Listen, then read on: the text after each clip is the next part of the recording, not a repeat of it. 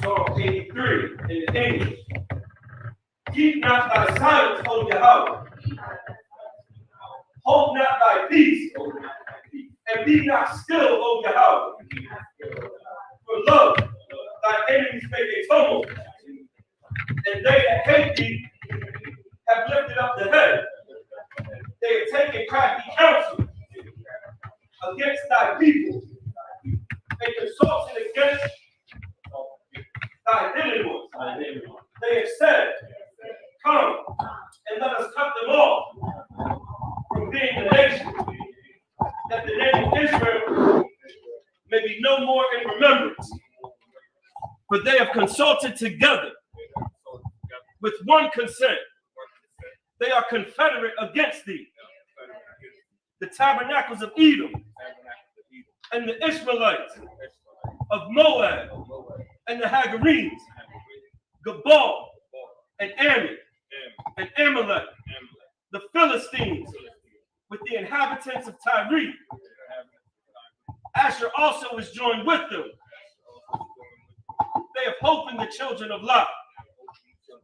Selah, do unto them as unto the Midianites, as to Sisera, as to Jabin, at the brook of Kison, which perished at Endor. They became as dung for the earth. Make their nobles like Areb, and like Ze'ed. Yea, all their princes, as Zabah, and as Zamunah, who said, let us take to ourselves the houses of Yahweh in possession. O Yahweh, make them like a wheel, as the stubble before the wind, as the fire burneth the wood, and as the flame setteth the mountains on fire. So persecute them with thy tempest, and make them afraid with thy storm. Fill their faces with shame, that they may seek thy name. O Yahweh, let them be confounded and troubled forever. Yea, let them be put to shame and perish, that men may know that thou, whose name alone is Yahweh, art the Most High over all the earth. So be it. Curses. Blessed are you, Yahweh. Blessed are you, Yahweh, King of heaven and earth. King of heaven and earth, And all things living. and all things living. Yahweh. In the name of Yahweh. In the name of Yahweh. Listen to us now. Listen to us now. Right now. Right now. Send evils and curses. Send evils and curses. And punishment and destruction. And punishment and destruction To the heathen. To the heathen. That speak against us. That speak against us. The prophet, the teacher, the princes, the priests, The Israelite brothers. the Israelite brothers, And the school. and the schools. Send evils and curses. Send evils and curses. And punishment and destruction. And punishment and To destruction the heathen. And shake loose. and shake loose The treasure. the treasure Of the rich of Israel. of the rich of Israel They refuse to give to the school. that refuse to give to the school, Force their riches. force their riches To enter into thy sanctuary. to enter into thy sanctuary, Send evils and curses. send evils and curses Punishment and destruction. and punishment and To destruction the Edomites. to the And the Edomites nation. and the And nation their drug dealers. and their drug dealers, the court system, Prison system. the prison system, Planned Parenthood. Planned All Parenthood, the governments of our enemies. all the governments of our enemies, Amalek synagogues and armies. Amalek synagogues and armies, Roman Catholic Church. Roman Catholic Church, the Pope, Islam. Christianity, Egyptology. Egyptology, Militia. militia, Ku Klux Klan. Ku Klux Klan, Aryan Nation. Aryan Nation, Skinhead. Skinhead, Posse Posse Comitazi, the gay movement, The lesbian movement. the lesbian movement, spies, Workers of witchcraft.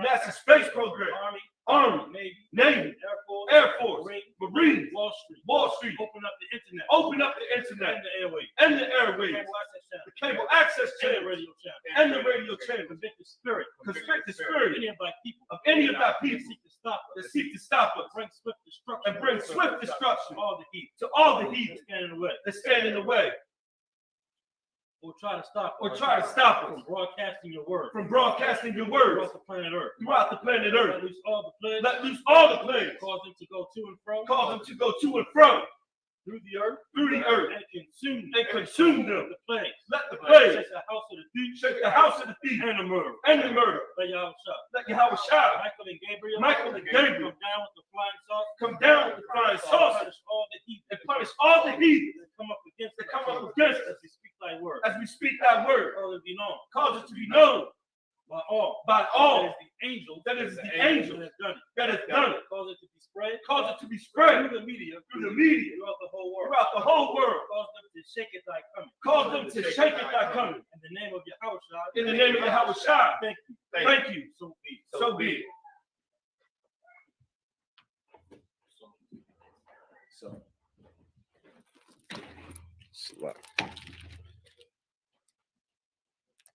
All right, Yeshua, you mean sit.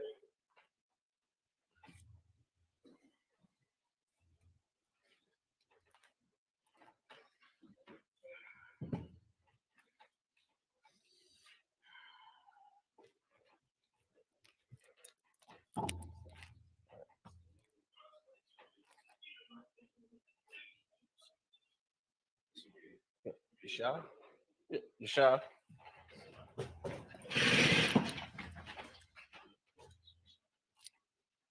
We're going to be reading from the book of Leviticus, chapter 23.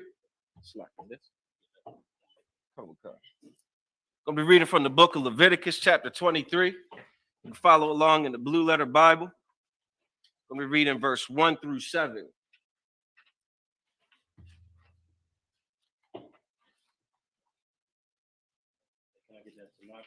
Yeah, count out of one concert.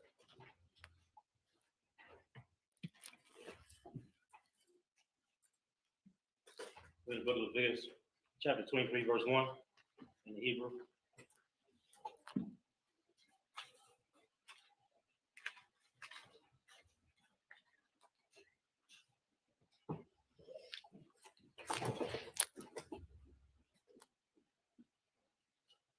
Tonight is the closing of the Feast of Tabernacles.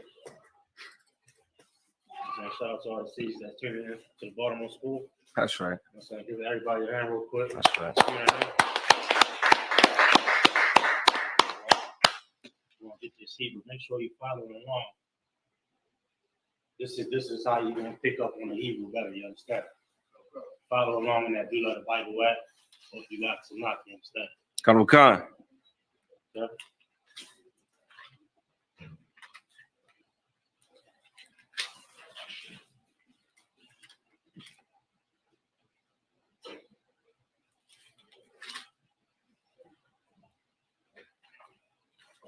Leviticus chapter 23, verse 1. We get the glory, the Howard, the Shub, the Amar, the Bar, the Yah, Yasha'al, the Marat, Alham, the Idea, Howard, Shab, the Awar, Thumb, the Yah, Kadash, Allah, Hum, the Idea, verse 3.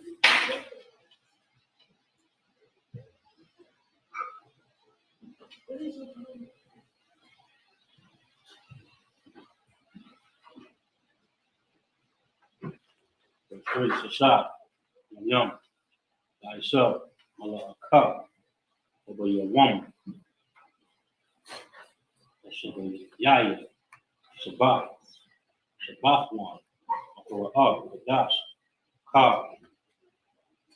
Malaka, the I.S.U.P.K, Shabbat, or Yahweh, Call, or Shop, what's your Shabbat you come for Allah, or Idea, Yahweh, or Yah, the Dash, Sharp, or what?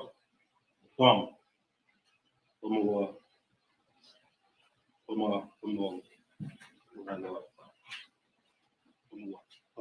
I.S.U.P.K, Dash, our Ashwan, our Baika, Shar, Dash, Yan, Irabi, Sak, Yahweh, 6,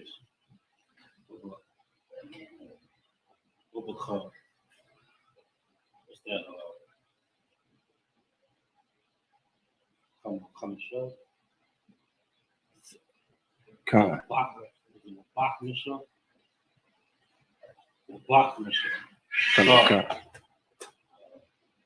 The woman, the Chadash, the Zah, Chad, the Zawah, the Yahweh, Shabbat, Yum, the Zawah, the Call, 7, for your woman, or Ashwan, or the Dash, the Yah, the Kam, the Ka, the Kaf, the Dove, the I.S.U.P.K. That's it, 7. You read 7? You read 7? Did I read 7? I thought you read 6. A lot. I didn't know if you read 7. You read 7. That's it. Read at least 7. Read 1 through 7. All right. And then the English. Hold on. Did I read 7? I don't think you did, sir. Oh, verse 7. That's a lot. For your woman, verse 7. Our Ashwan, our Dash, the Yah, the Kam, Ka, the Ka, I Gadal, the I.S.U.P.K. Clap it up. Read it in the English. You just need a microphone. Just need a projector. Kind of a car.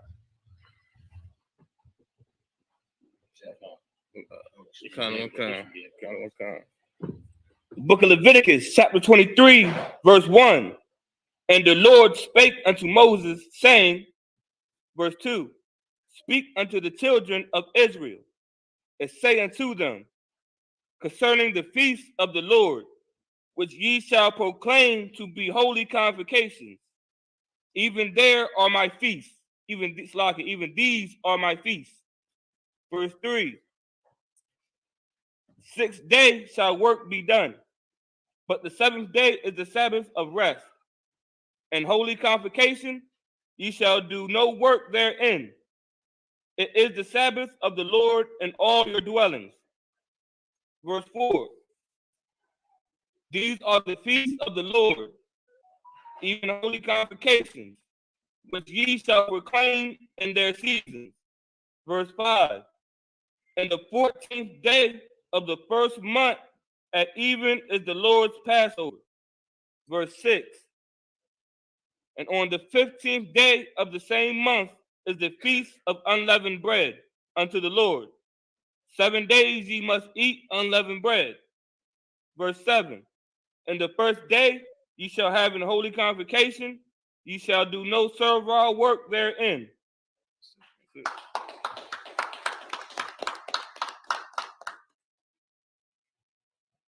the next one. Okay. You got it. Leviticus chapter 23, verse 8 in the Hebrew. Rob them. I.S.U.P.K. Yahweh. Shabbat Yum Yum. Yawam. Shabbat Yaya. Korah. Kadash. Kal. Kaf. Abidah. La'ah. I.S.U.P.K. 9. Dabar. Yahweh. Al. Mashah. La'amar. Verse 10. Dabar. Al. Bunyah. Yasha'Allah.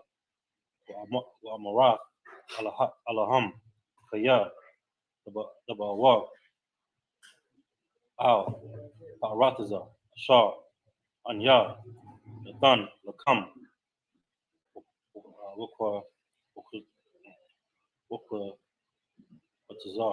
Watazar them.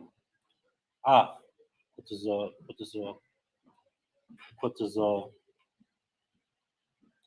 Yara. Wahaba.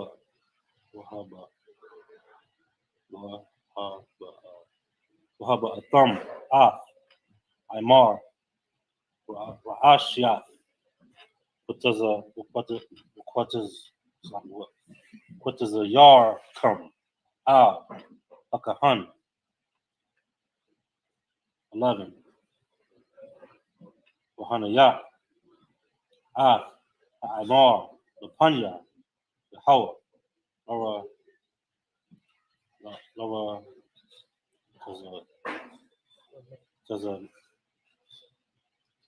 You got me, Aisha. Laura to Zun come. Okay. Mamakha Shabbat. Yana ya Hanwa. Akahan. 12.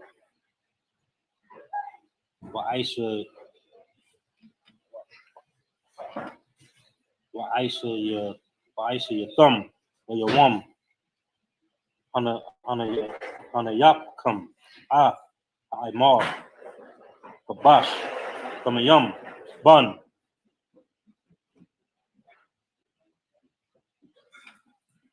Shanafwa.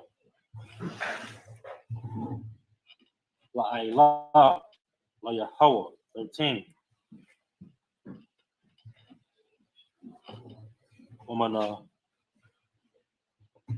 Womanach. Kafwa. Shania. Asheronium. Salah. Walla. Shaman. Asha. Yahweh. Wayak. Yachach. Wanna kawa.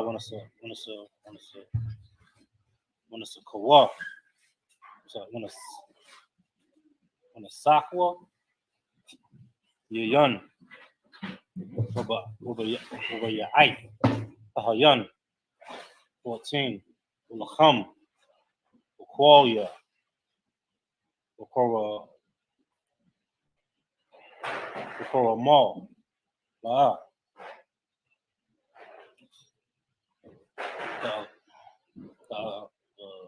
The Akolwa. Aid.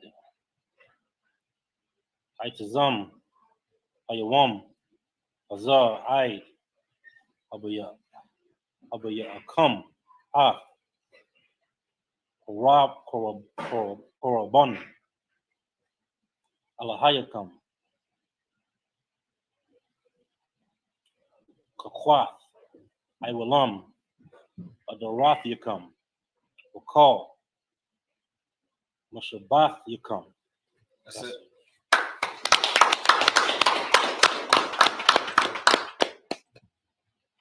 Leviticus chapter 23, 8 through 14 in the English. Leviticus chapter 23, verse 8. But ye shall offer an offering made by fire unto the Lord 7 days. And the seventh day is a holy convocation. Ye shall do no servile work therein. Verse 9. And the Lord spake unto Moses, saying, verse 10, speak unto the children of Israel, and say unto them, when ye be come into the land which I give unto you, and shall reap the harvest thereof, then ye shall bring a sheaf of the first fruits of your harvest unto the priest. Verse 11. And he shall wave the sheaf before the Lord, and there shall wave the sheaf before the Lord to be accepted for you. On the morrow after the Sabbath, the priest shall wave it. Verse 12. And ye shall offer the day when ye wave the sheaf and he lamb without blemish of the first for a burnt offering unto the Lord. Verse 13. And the meat offering thereof shall be 2/10 deals of fine flour mingled with oil, an offering made by fire unto the Lord for a sweet savor. And the drink offering thereof shall be wine, and the drink offering thereof shall be of wine, the fourth part of an hin. Verse 14. And ye shall eat neither bread, nor parched corn, nor green ears, until the selfsame day that ye have brought an offering unto your God. It shall be a statute forever throughout the generations in all your dwellings.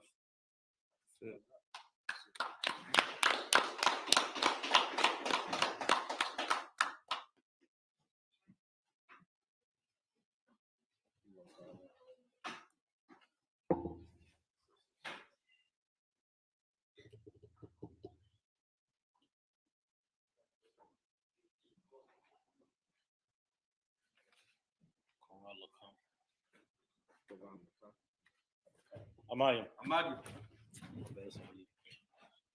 Korala, come. Present thyself.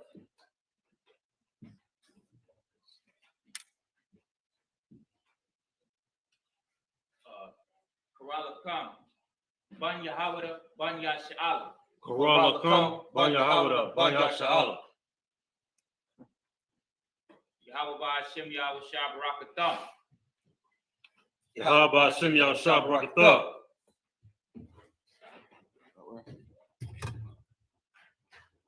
Back it up. Back it up.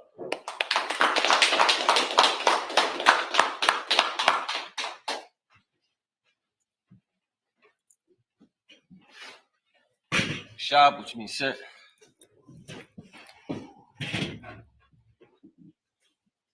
Going to read Leviticus chapter 23, verse 15 through 20, 21 in the Hebrew. Come. Leviticus chapter 23, verse 15. Wasapar Rathum. Wasapar Rathum. Lakum. Mama Karath. Hashabath. Mayawam. Abaya'akum. Ath. Imar. Salakia. Habaya'akum. Ath. Imar. Hathan Wapa. Shabai. Salaki. Shabbath. Shabbath with Shabbath Watha. Shabbathwath. Shabbathwath.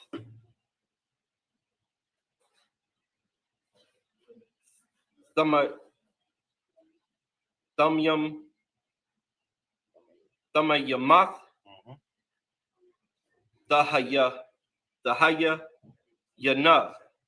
Verse 16. That's not just. I'm gonna continue on. Karawakan. Leviticus chapter 23, verse 16 in Hebrew. Aid, Mamacharath, Hashabbath,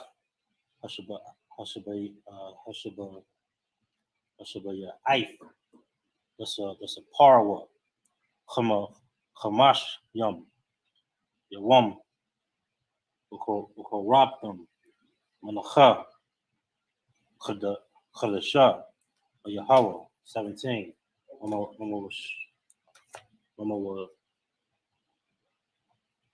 was Bath Yakam. W Awa. Cham. And a Wapa. Shatayam. Shanya. Aisharan Yam. Salah. The Haya Na. Chamataza.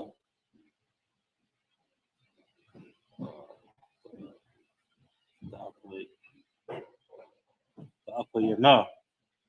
Wakawarium. La Yahweh. 18. Wahakarabtum. Al.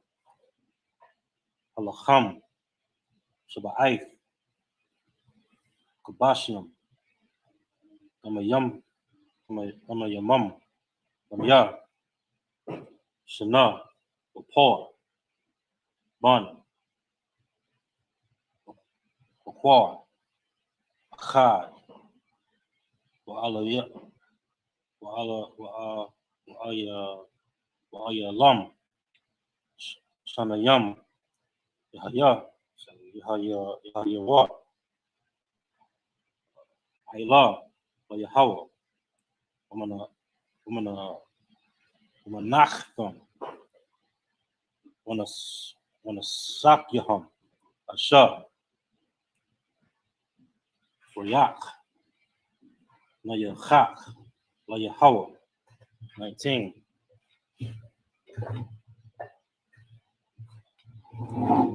Wa'aishitham. Sha'ayar. Isayam. Achad. Lakata'ath. Washanya. Kabashiam. Anya. Shana. Zachak. Shalamayam. 20. Wahanayak. Akahan. Atham. Al. Lacham.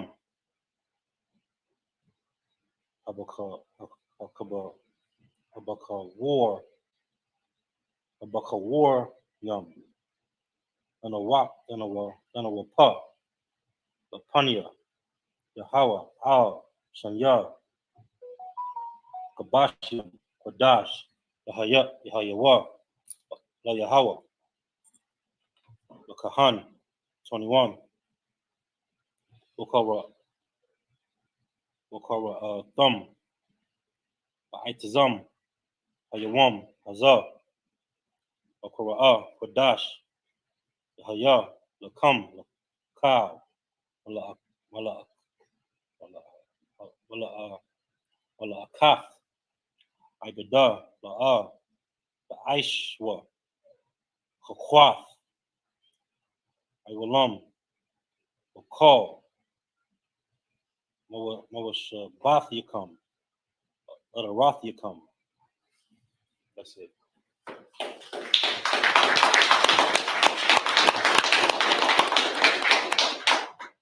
Leviticus chapter 23, verse 15 through 21 in the English.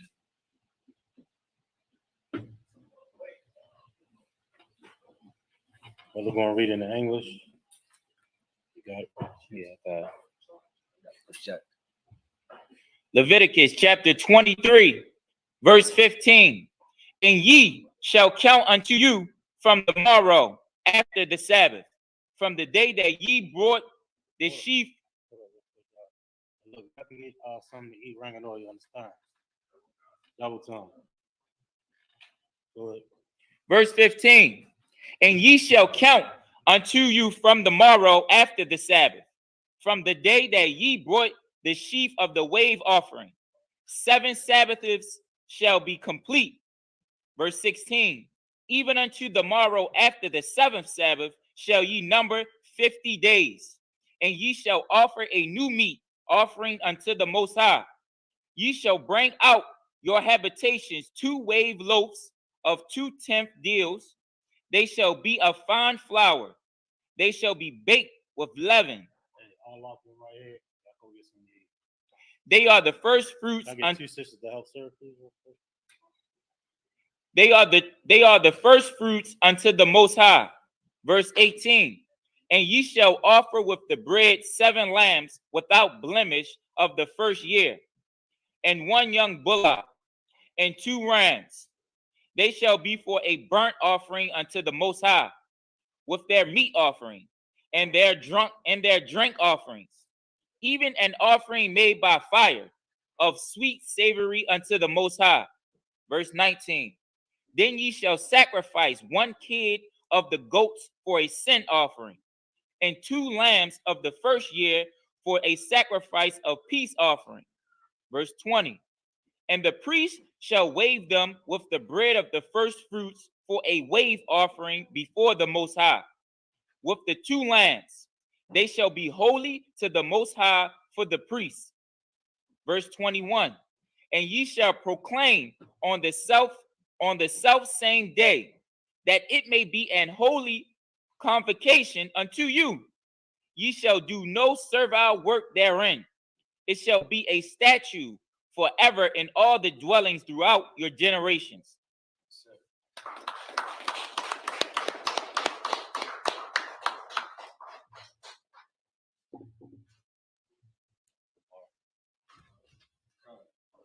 Amagi,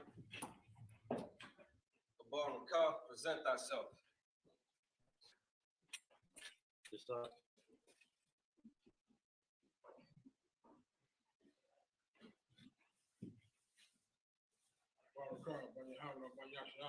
Barakah, Ban Yahweh. On Yasha'ah.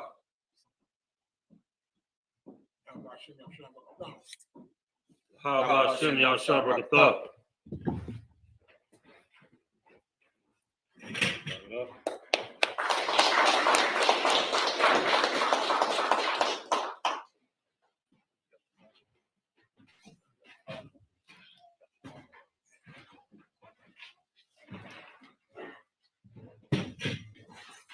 Shah, sip.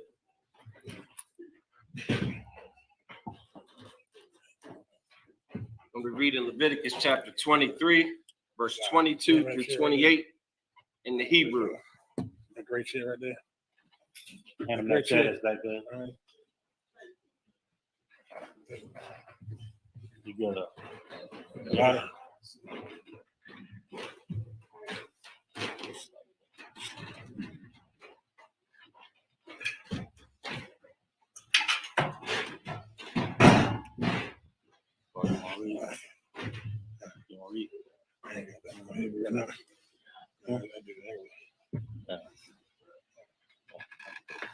Leviticus chapter 23, verse 22. 22, sir.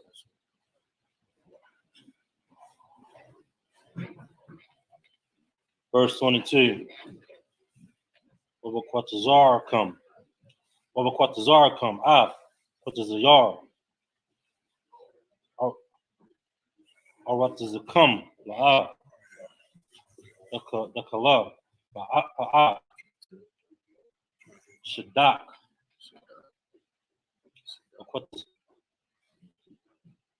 Wakwatazarka. Is that right?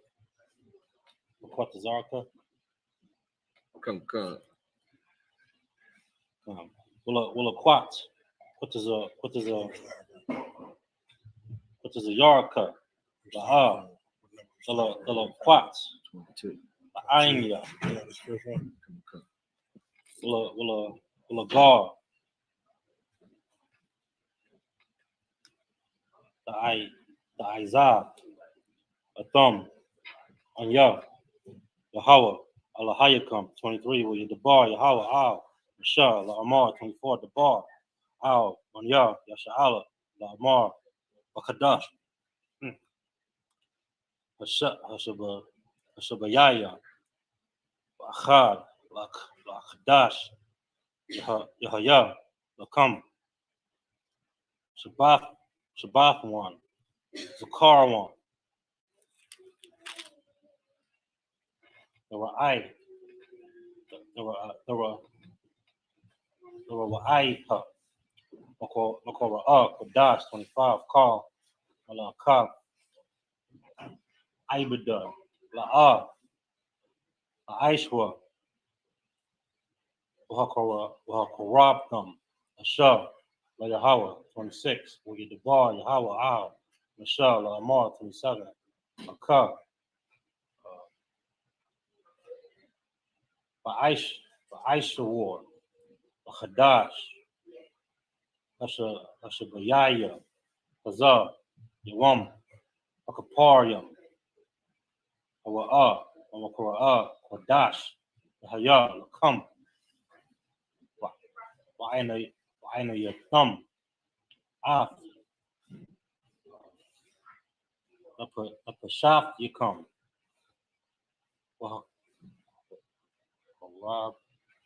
Wakorab them, Ashah, La Yahweh, 28,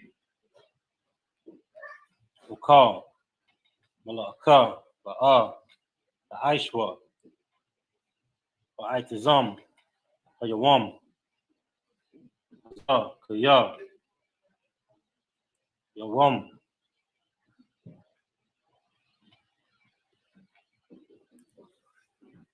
Kaparium, Hawa'ah, Lakapar, Alayakam, Lapania, Yahweh, Alahayakam. That's it.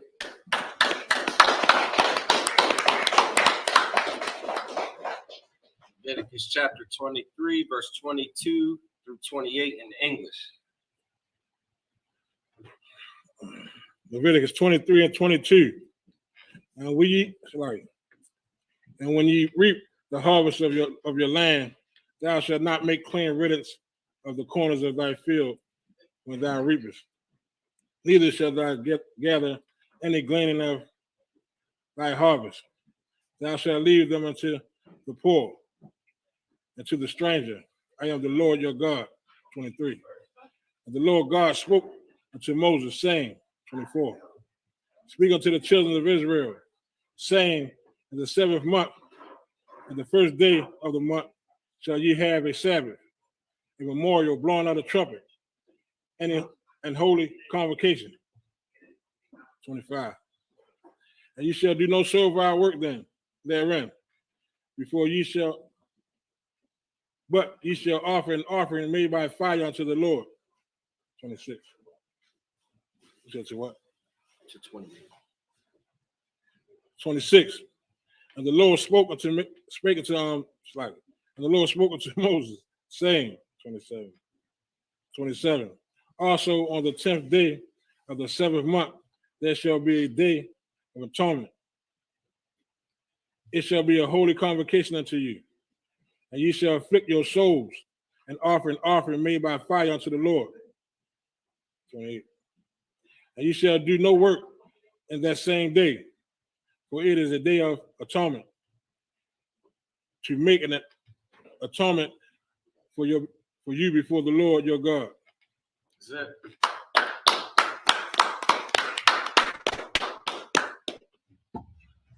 Imagine.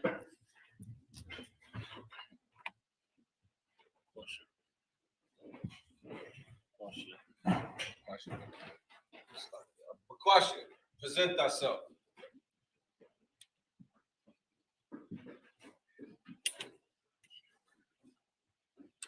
Kwashe Bon Yahweh Bon Yasha'ala. Kasha, Ban Yahweh, Ban Yasha'ala. Yahweh Shem Yahshua Brakatham. The Haba Shem Yahshua Barakatah.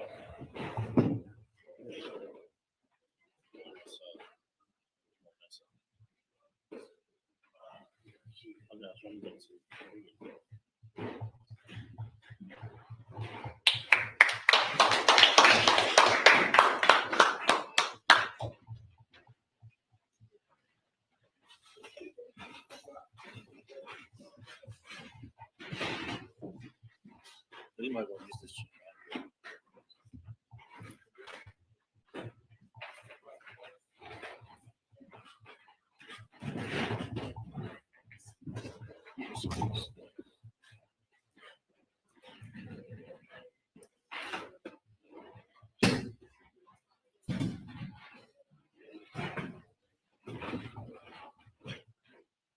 Shop.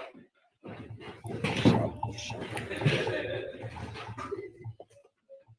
to read the book of Leviticus, chapter 23, verse 29 through 35 in the Hebrew. Kaya, Kal, Hanapash, Ashar, La'ah, Tha'ina, Ba'aitazam, Yahweh, Hazah, Wa Koratha, Ma'ain Ya, verse 30, Wakal, Hanapash, Ashar, Tha'isha, Kal, Mala Aka, Ba'aitazam, Yahweh, Hazah. So, it's like I.S.U.P.K, Hazah.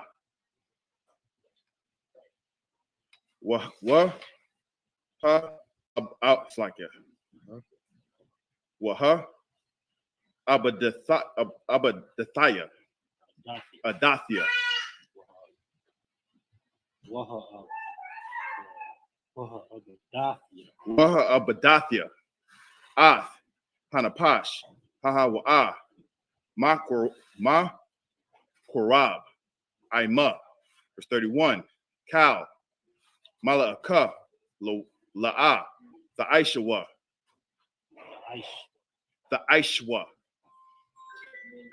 Kakwath, Iwalam,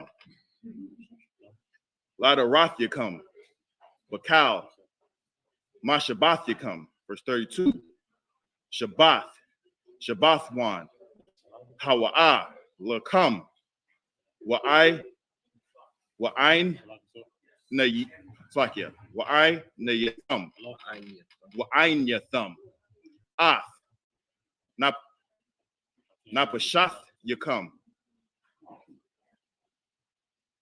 Batha Sha'ai, La Kodash, Ba'ai Rabah, Ma'ai Rabah, I Rob,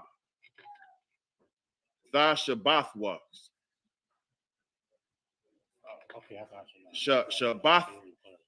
Shabbathakam, verse 33, Waya Dabar, Yahweh, Al, Masha, La'amar, verse 34, Dabar, Al, Banya, Yasha'ala, La'amar, Ba'chamasha, Ba'chamasha, Ishar, Yawam, Lachadash, Hashaba'aya, Hashab Ya'aya, Hazah, Chag, Hasakawath,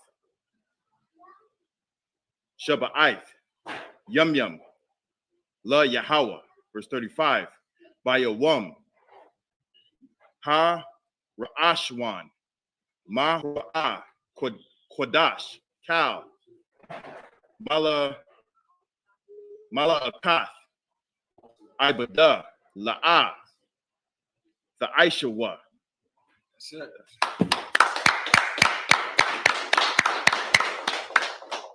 Leviticus chapter 23, verse 29 through 35 in the English. 29. It's Leviticus chapter 23 and verse 29. For whatsoever soul it be that shall not be afflicted in that same day, he shall.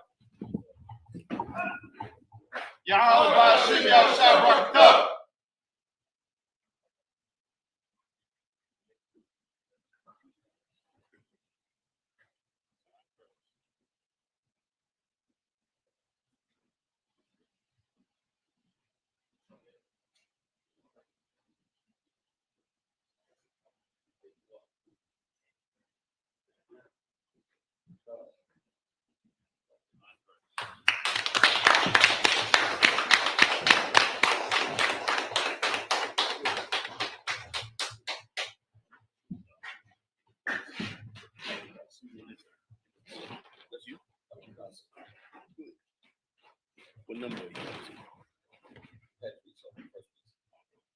I'm saying, did you go through the 7 already? So we're on verse 29. 29 to 35. So how many brothers you got left? 3 more. Okay, I'll come back. After you do 2 more, I'll be right back. Okay, son.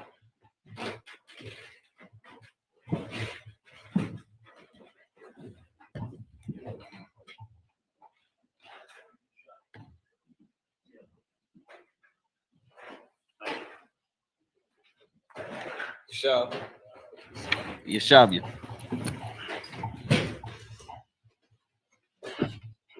This is Leviticus chapter 23 and verse 29.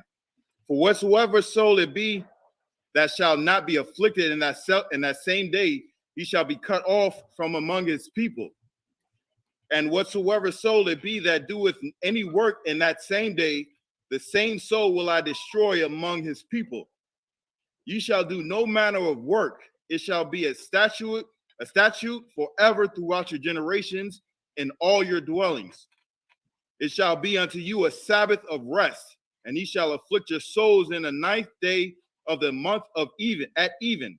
From even unto even shall ye celebrate your Sabbath.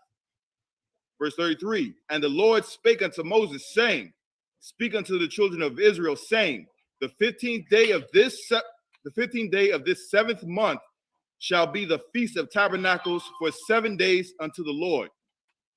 On the first day shall be an holy convocation. Ye shall do no servile work therein.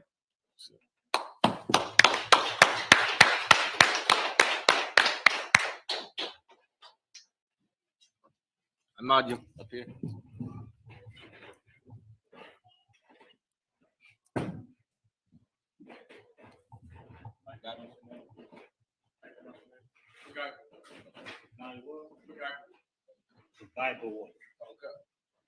Bible, present thyself. Pagaibu, Ban Yahawah, Ban Yashala. Pagaibu, Ban Yahawah, Ban Yashala. Yahawah Shem Yahushua Brakatah. Yahweh Shem Yahushua Brakatah.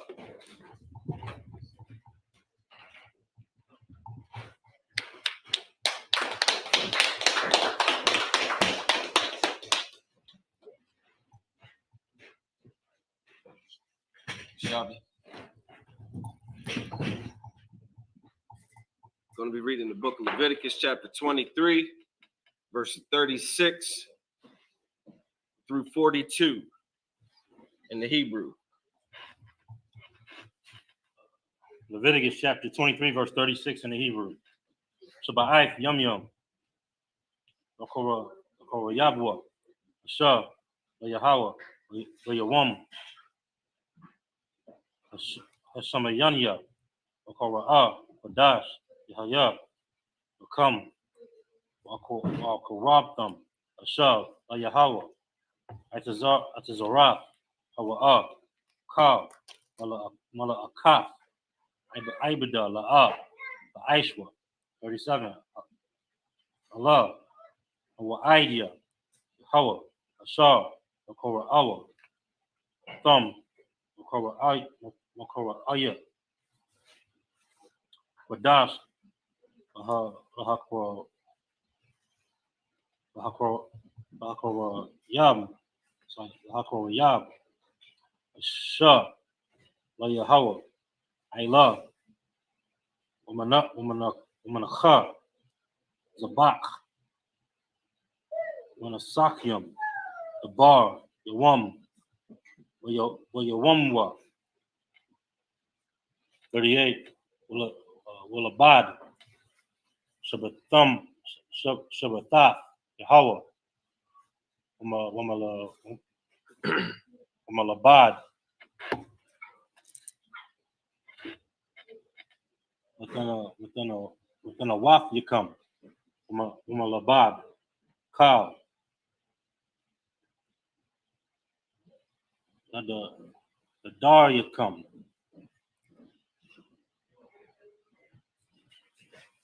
Umalabad. Cow. The waf you come. Shaw. The Thunwa. The Yahweh. The Day of Atonement and the Feast of Tabernacles. And this 39. A cup. Shah. I saw. The Wam. Lakadash. A shop. Yaya.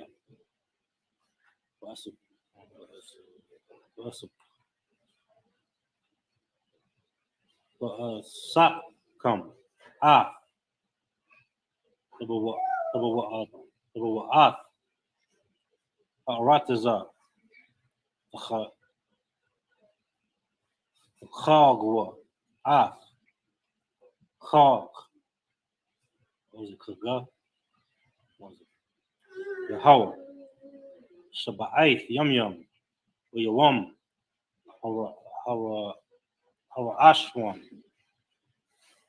Shabbat one. Over Yawam.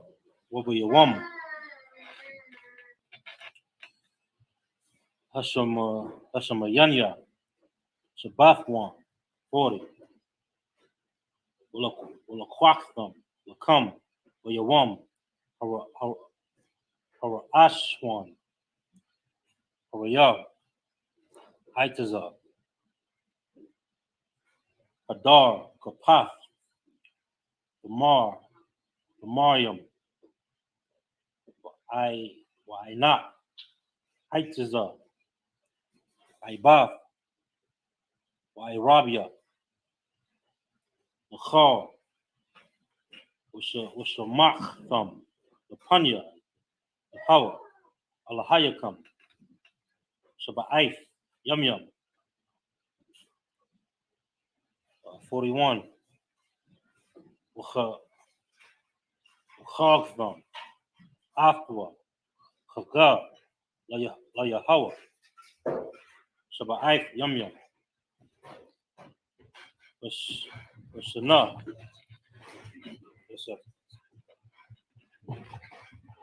What's enough? Kakwa. I will the rough you come. Khadash. Ashabayaya. The Kagawa. Afwa. 42. The Sakaf. The Shabwa. Shabbat Yum Yum. Ka. As a rock. Oyasha Allah. The Shabwa. The Sakaf. That's it.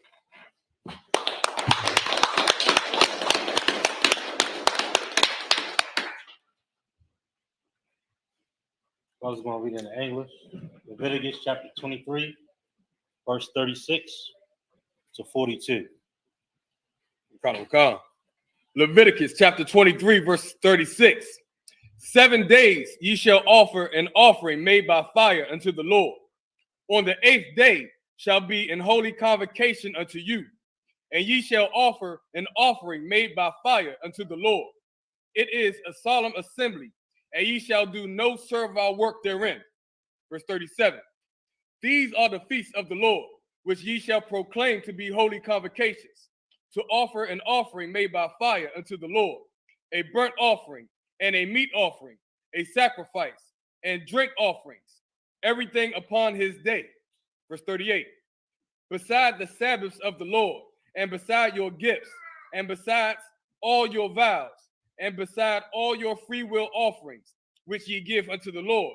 Verse 39. Also in the 15th day of the 7th month, when ye have gathered in the fruit of the land, ye shall keep a feast unto the Lord 7 days. On the first day shall be a Sabbath, and on the 8th day shall be a Sabbath. Read that again if you could. Read that verse again. This is a very, very powerful and important verse that he's reading right here. And it pertains to our lives in a very, very strong way, especially now that we in this time in the end. As we in this time in the end, we're going to begin to really understand these scriptures and why we have the high holy days that we have. Read that again, Verse 39. Also in the 15th day of the 7th month, when ye have gathered in the fruit of the land. Now remember now, back then, gathering the fruit of the land was our money, our economy, our whole lives was done by bringing in these cattle and bringing in, you know, all the vegetables and everything that we had. That's how we made it through the winter. It was very, very important. It would be the same as your 401k today, same as your bank account, your investment accounts. It would be the same thing. That's what we were dealing with back then. That's why the high holy day was so important, because it was marking the end of the end of the summer harvest and the beginning of us storing up and preparing ourselves to get through the fight. The Lord always set us up to survive. And we got these records to survive now against a far worse enemy than the weather. The enemy we fighting against now is the other nations that want to eat us alive. And you're going to see that in this scripture. I'm going to pull a scripture on this in a second. Go ahead. Finish the verse. Was that it? No. Finish that verse for me. Ye shall keep a feast unto the Lord 7 days. On the first day shall be a Sabbath, and on the 8th day shall be a Sabbath. Verse 40. And ye shall take you on the first day the boughs of goodly trees, branches of palm trees, and the boughs of thick trees, and willows of the brook. And ye shall rejoice before the Lord your God 7 days. Verse 41. And ye shall keep it a feast unto the Lord 7 days in the year. It shall be a statute forever in your generations. Ye shall celebrate it in the 7th month. Verse 42. Ye shall dwell in booths 7 days. All that are Israelites born shall dwell in booths. And back then we got out of our houses. We got away from all our modern stuff, all the stuff that made us wealthy and great, and we went back into them woods. And we cut that wood down and we built booths. Booths are like, you know, a small dwelling place. It's really where cattle you built booths for cattle to keep your cattle in. But we built those booths to live in, humbling ourselves before the Most High, bringing ourselves back to who we are. And let me tell you something. Big shout out to General Kobala Mob. General Kobala Mob, damn right, took us out in the woods.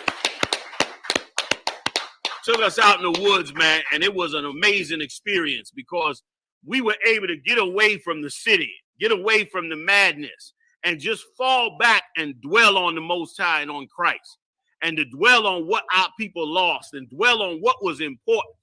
Our nation is important, man. Our brothers and sisters are important. And we were able to look at that. And we were able to also have a clear mind on what our problem was and what the heathens were doing to destroy us, man. And brother, we had some great revelations and things that we've already known. We were able to get together and expound on. I pray everybody get to do it together, you know what I'm saying, in some way and shape and form in the future. But if I could, get me Nehemiah, the 8th chapter. I want you to start at the 11th verse. I want to show you something about Nehemiah. Let me tell you something. If you ever wanted to know a blueprint on how you take a nation like ours and how you work to get them free from the heathens who are eating them up alive, read the book of Nehemiah. The book of Nehemiah, boy, shows you how them brothers came together. And it shows you where the real problem is. Black leaders today and black people in them churches today, They full of stop blaming the white man. They full of join, that's not where the problem is. That is where the problem is, according to the Bible and according to the brothers who were in the past. They had to deal with this thing, man. And brothers that stand up and strong in the spirit, they're going to deal with this, even though it's going to be unpopular. Read that. Nehemiah chapter 8. Verse 11. Nice and loud. Nehemiah chapter 8, verse 11. So the Levites stilled all the people. You hear what he said? This is during the Feast of Tabernacles. And it said the Levite stilled all the people. You get out there to that camping ground and you get out to them woods, you're going to calm down from this nervous madness we in this city, man. Black people are full of hypertension, high blood pressure, stress. You ready to kill somebody half the time. And it's all because we in these cages called cities. There's really jail quarters, man. And it's ignorant and stupid to think that this man is ruling over us for 400 years, got nothing to do with it. Nobody gets mad if you say something about the East Indians. The Chinese, they talk, listen, presidents and politicians talking about the Chinese, disrespecting them like crazy. Do you hear black people upset? Hell no. Hell no. You might get a little backlash with the Arabs because, of course, the Arabs, some black people believe in the Arab religion. So you might get a little backlash. But for the most part, is anybody going to say anything to you? Of course not. Of course not. But say something about the white man and it's a problem. The heathens have gotten into our DNA damn near. And it have broken us away from the Most High. And we better get it back. We better take back all that is ours. The so-called Jew is arrogantly celebrating the Feast of Tabernacles tonight. I mean, arrogantly celebrating the Feast of Tabernacles. You understand? Like it's his own. Go ahead. Q call Katham. Say, hold your peace, for the day is holy. Neither be ye grieved. Hear what the Lord said, hold your peace. If you got a beef or problem during that time, the Lord said, hold your peace, man. This is a holy day. Don't be grieved.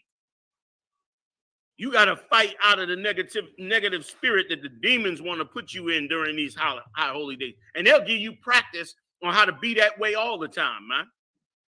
We take joy in everything else. We should take great joy in what we do for the Most High.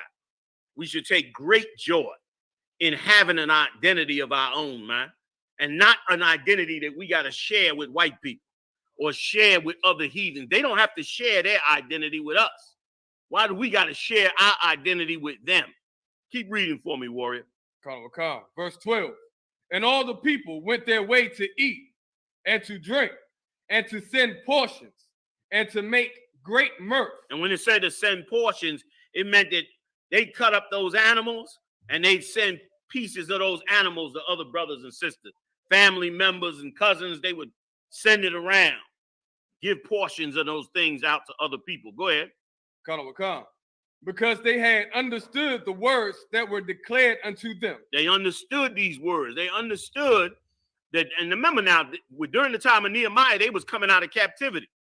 They was coming out of the Persian Empire's captivity and finding out their culture and their identity and putting it all back together. That's what we're doing now. Let's examine it a little bit. Go ahead, Art.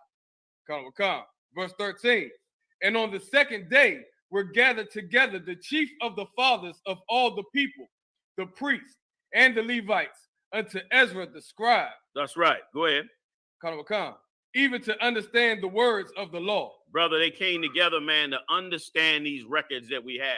Because once again, why you think we battling on the street all the time?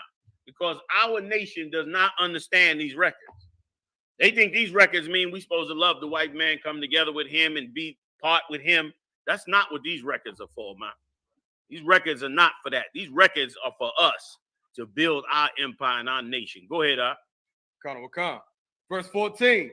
And they found written in the law which the Lord had commanded. And everybody able to eat, right? Ain't nobody being held back. Okay, thank you. Go ahead. And they found written in the law which the Lord had commanded by Moses, that the children of Israel should dwell in booths. That's what this high holy day is we in now, that we closing out.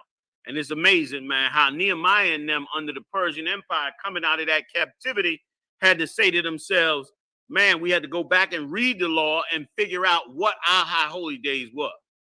That's a damn shame, man. Which shows you what? Like, let me see if somebody's thinking intelligently, man. What does that tell you about being in captivity? Anybody? That verse you just read there, what does it tell you about being in captivity? Show me your intelligence. Go ahead, Doc. Take a shot at it. Nobody? Go ahead, Doc.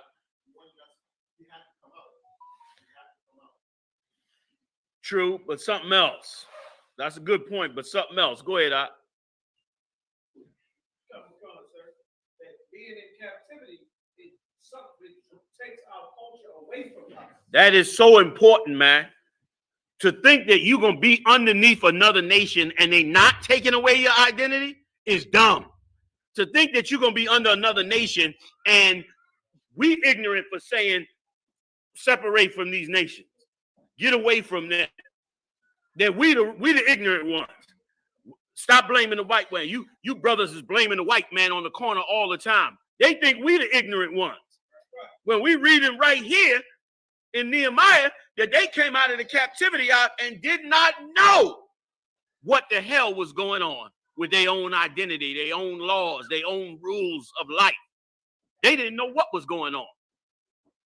So when you go in captivity under another nation, you think you just got your culture and your identity? Please. We killed 20 million babies in the abortion clinic since Roe versus Wade. 20 million blacks and Latino babies in the abortion clinic. You telling me we understand our culture, our identity, who we are? Damn that, man. You ain't fooling me with that. You ain't fooling me with that. We are always battling these other nations. As long as you living under them, you are battling them other nations. It ain't gonna be no day of love and peace because they gonna eat you alive and you gonna come out of captivity like we coming out now, and you never gonna know who the hell you are. You'll never know who you were and what your culture was. He's reading it right now. Go ahead, Doc.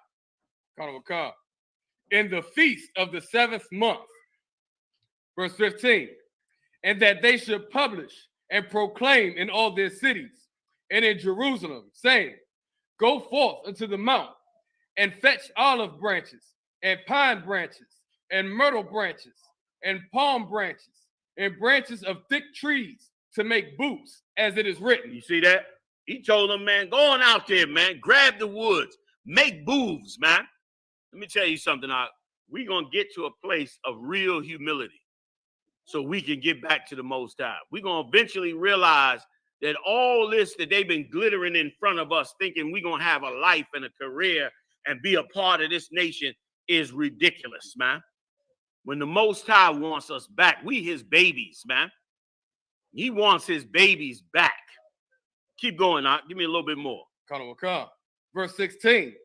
So the people went forth and brought them and made themselves booths, everyone upon the roof of his house and in their courts. That back then they used to have, houses made of wood or mud bricks. And so on top of the mud bricks, they would get the wood and build like a little cabin on top. Or in other places. And listen, this is how beautiful it was when we went back to it. Finish reading where they built them at. It said on the roof of the house. Go ahead. And in their courts. And in their courts, meaning buildings that had like a court. Or if you have a house, you got what they call it a front yard or backyard. We built booths in the front and backyard. You see the so-called Jew do it now. If you go through his neighborhood right now tonight, you'll see the white Jews, the so-called Jews, with little booths, even though they're using tarps. But you see them with them little booths in the front of their yard. That's where they got it from. Stealing our culture. We're supposed to be the ones with that identity. You understand? And let me tell you something. I'm going to show you how mad Nehemiah and them was. You wonder why we act the way of what y'all angry at. What y'all blaming the white man for. Nehemiah and them was angry as hell. You're going to see in what I'm going to bring out tonight, they was mad as hell. And we should be mad as hell. The Lord said, I shall provoke thee with they that are not of God. These people ain't the Lord's chosen people, sitting up there dwelling in booths, our identity, claiming it to be ours. And mad if we say we speak it. Kanye West came out and said he going to DEFCON 3, but he can't really because he's a Jew. And what? What do they do? Cancel the hell out of him. That was probably part of his little plot. He probably buying social media or something, some scheme. But they still acted on it, didn't they? They shut him down immediately, and not just him, right or wrong. Did they not shut down, what's his name? Nick Cannon? Don't tell me if everybody got free speech, you could do what you want to do. That's BS, man. Your spirit is under attack. The demons don't want you to ever get your identity back. Why do you think so much going wrong in black people's lives, Latino people's lives? Can't get nothing done. Can't get things straightened out. Because every demon in hell, man, is working against what you need to be working in. That's why, man, it was beautiful for us to get with General Q and get out there, man. We were going over scriptures, man, talking about our real struggle, man, and what is really happening and what we should be doing to go forward. And it was beautiful, man. It was beautiful. You know what I mean? We ain't had to talk to an Edomite. We ain't had to talk to no heathen. I ain't see an Arab nowhere. Nothing but trees, woods, and squirrels. And a few of them spiders I had to kill because they was running up on me. I went out there and tried to use the men's room. A spider came in there about this big. Now, I ain't a woodsman. So I'm like, oh, snap. What am I going to do? I said to myself, well, sure. I'm going to just have to handle him like I would if I'm in the hood. I said, look, Mr. Spider, if you keep on going by, you don't mess with me, I ain't gonna mess with you. Isn't that how we deal with it in the hood? There was only one problem. That big ass spider turned. I had to go get her on him. I said, look, man, I don't want no beef with you, man. I'm trying to tell you, go ahead. Do what you gotta do. But that long-legged beast started coming my way, man. I ain't had no choice, man. I had to put him down. You know? I had to put him down. Hood rules, yeah, man, in the woods. But it was beautiful, man. There's a place for selfishness. Don't be selfish with your brother, but be selfish over your nation. Your nation deserves for you to be selfish over it. Because this so-called Jew, he ain't trying to give it back. He got the records. Go find me a white Jew on any archaeology in Egypt anywhere. You will never find a piece of archaeology with white people as slaves in Egypt. So don't tell me that they were slaves and it's their identity and they know it. But are they giving it back to us? Please. Please. They'll argue you to the death about it. They love to complain like you coming up against them and you coming up against them being a Jew. Go ask the Palestinians if they fair. Go ask them if they fair. Give me some more, brother. And in the courts of the house of God, and in the street of the water gate. In the courts of the house of the Lord. So even where the temple and stuff was, in the courts, they had people was setting up booths out there. Okay? And in the streets of the gate of Ephraim. They would set up the booth right out there in the streets. It was beautiful, man. The whole nation was out and got away from all their worldly mindset. Got away from their wealth. Got away from everything and decided, you know what? I'm going to get up in here, man, humble myself before the Most High. Tell them where you at. Nehemiah chapter 8, verse 16. Going to 17. Go ahead. Verse 17. And all the congregation of them that were come again out of the captivity made booths. You see that? All the congregation that come up out of that captivity, man. The book of Nehemiah is a blueprint on how to come up out of captivity. Let me tell you something. The whole Bible is about us getting out of captivity under these heathens, man. And because of dumb, stupid preachers, we have never learned the things we needed to learn to become a strong and vibrant people, man. We never got what we supposed to get. How you gonna become a strong and vibrant people when it comes your time to serve God, you singing and dancing? Even the white man who pretend like he's a righteous, innocent man, he talk about his days as a crusader. He talk about his days as a conqueror and what he killed and what he conquered, man. That British Empire, when that old broad dropped dead, man, did you see how much they ruled, how much empires they ruled? British Empire ruled every dark nation. Damn near every dark nation on the earth was ruled by the British Empire, right or wrong. And they act like it wasn't no problem. When they had that rock, y'all saw where they had that rock underneath that chair? You know what that rock meant, right? They called it the rock of destiny. And tried to claim that it was a rock that Jacob used. They're set up as a pillar. In other words, we sitting on the throne of Jacob. And hell, you couldn't tell them different with all the empires they was ruling. You couldn't hardly tell them anything. Like they not playing with how they serve God. We in there with a tambourine, singing, dancing, playing instruments. They ruling their empire, and dare you come and try to get part of their empire. That's what the Lord brought us into these booths for, man. To put that back in our spirit, man, and make us whole again. Give me a little bit more. Come. And sat under the booths. For since the days of Jeshua, the son of Nun, unto that day had not the children of Israel done so. You hear that? So for that long period of time, the children of Israel had not done so. The children of Israel had not sat there and learned their knowledge and who they were. Same thing in America. For 400 years, since the days of Kunta Kinte, if you will. We ain't, you know what I'm saying? We have not learned our identity, man.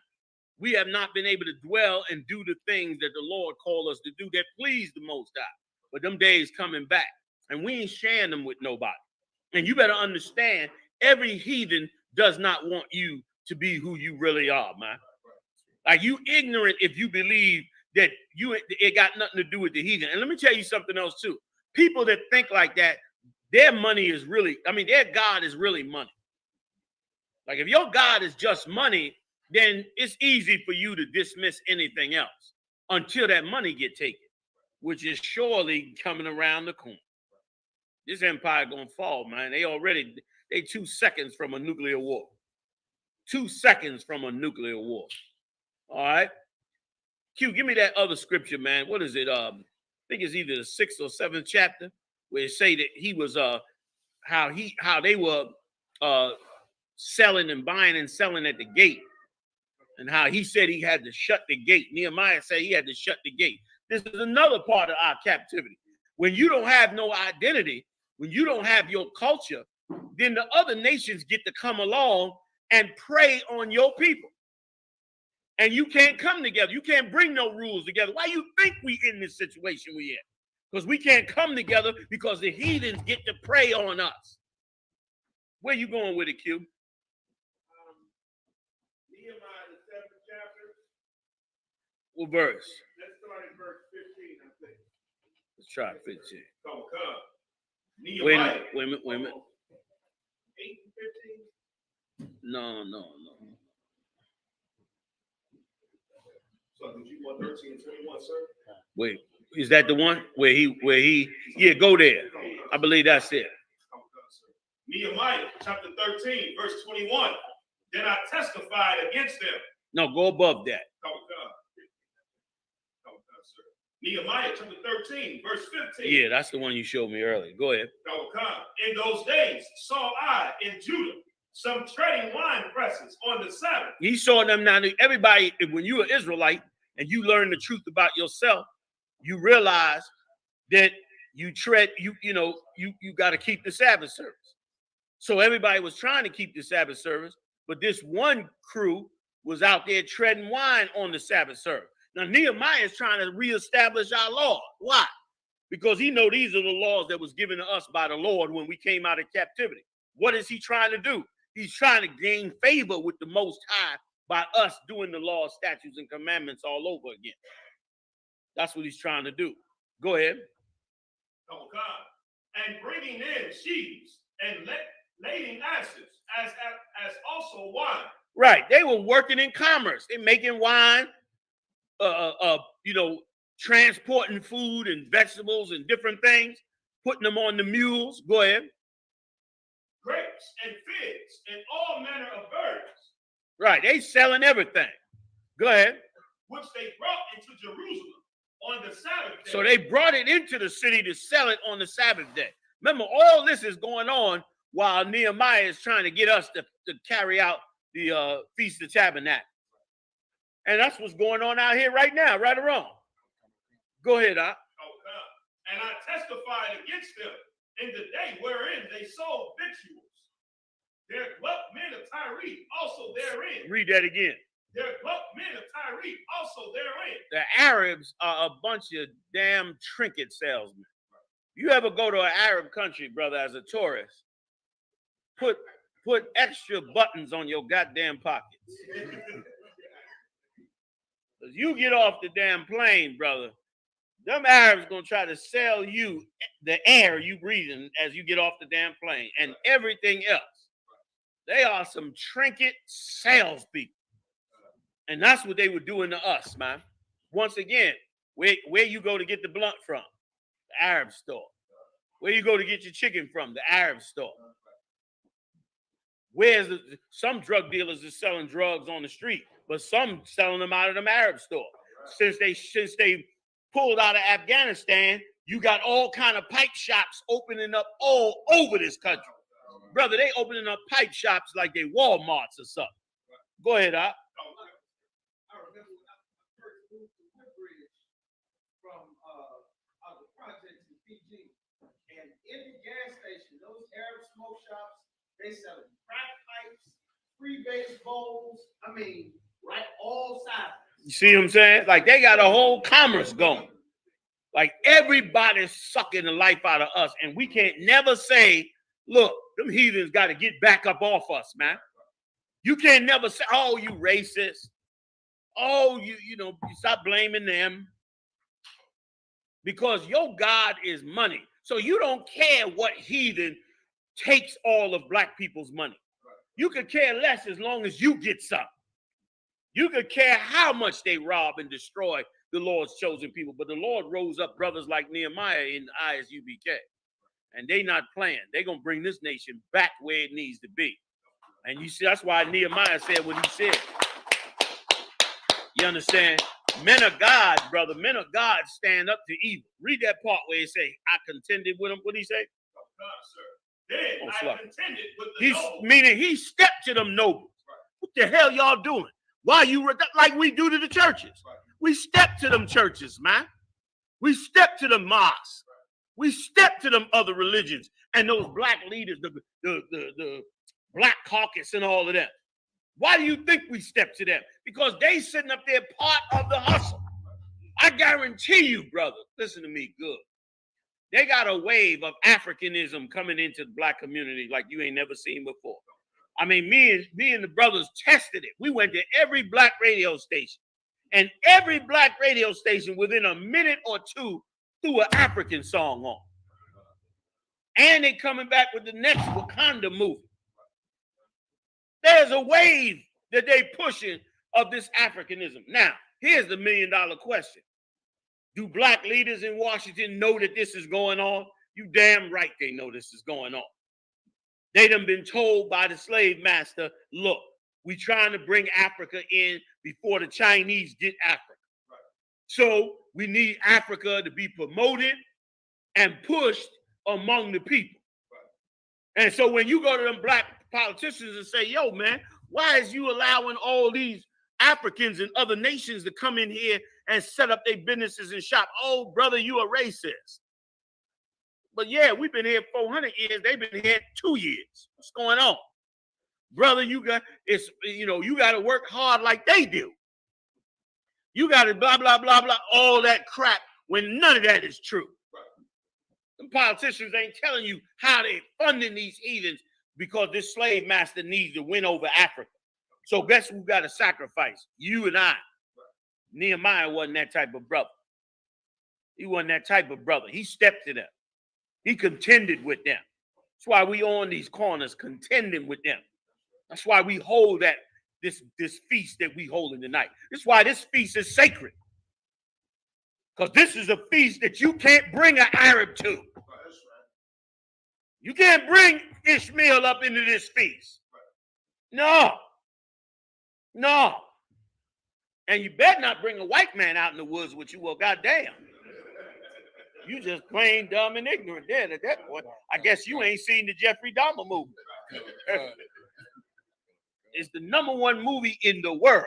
The Jeffrey Dahmer movie right now on Netflix. It's the #1 movie in the world because nobody can understand the methodical patience of a serial murderer like the white man. Nobody can understand the psychology of an animal like this. And that's why the whole world wants to see the damn movie, man. Hey, give me a Coke or something if y'all got it, or Pepsi or whatever you got. Throw it in a cup with some ice for me. For what? You understand? They don't understand. That's why it's the #1 movie. You cannot do these things. And that's what Nehemiah understood. So he was like, bring back them Feast of Booths. Give me a little bit more. Oh, God. Then I contended with the nobles of Judah. Go ahead. And said unto them, what evil thing is this that ye do? See that? What evil thing is this that you do? You understand?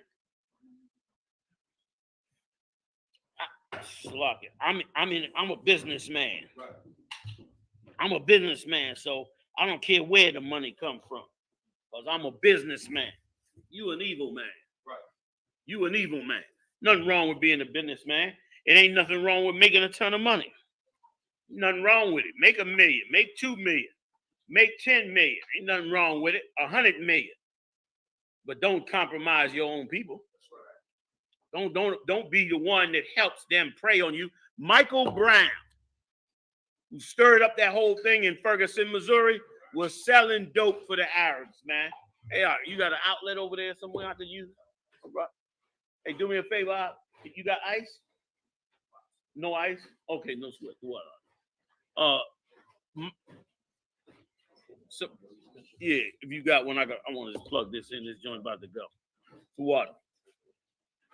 No, in all that media coverage, in all that talk, nowhere in there did they say that Michael Brown was selling drugs for the Arabs. That he was in there trying to get money for things that he was doing for them, which made him nervous when he went outside and ran into that cop. He thought they called the cop on him. And he was going in there to get what he believed was his based on the relationship that they had. And plenty of these heathens sit back while we working for them. Listen, I pass them smoke shops out and it burns in my soul. You know why?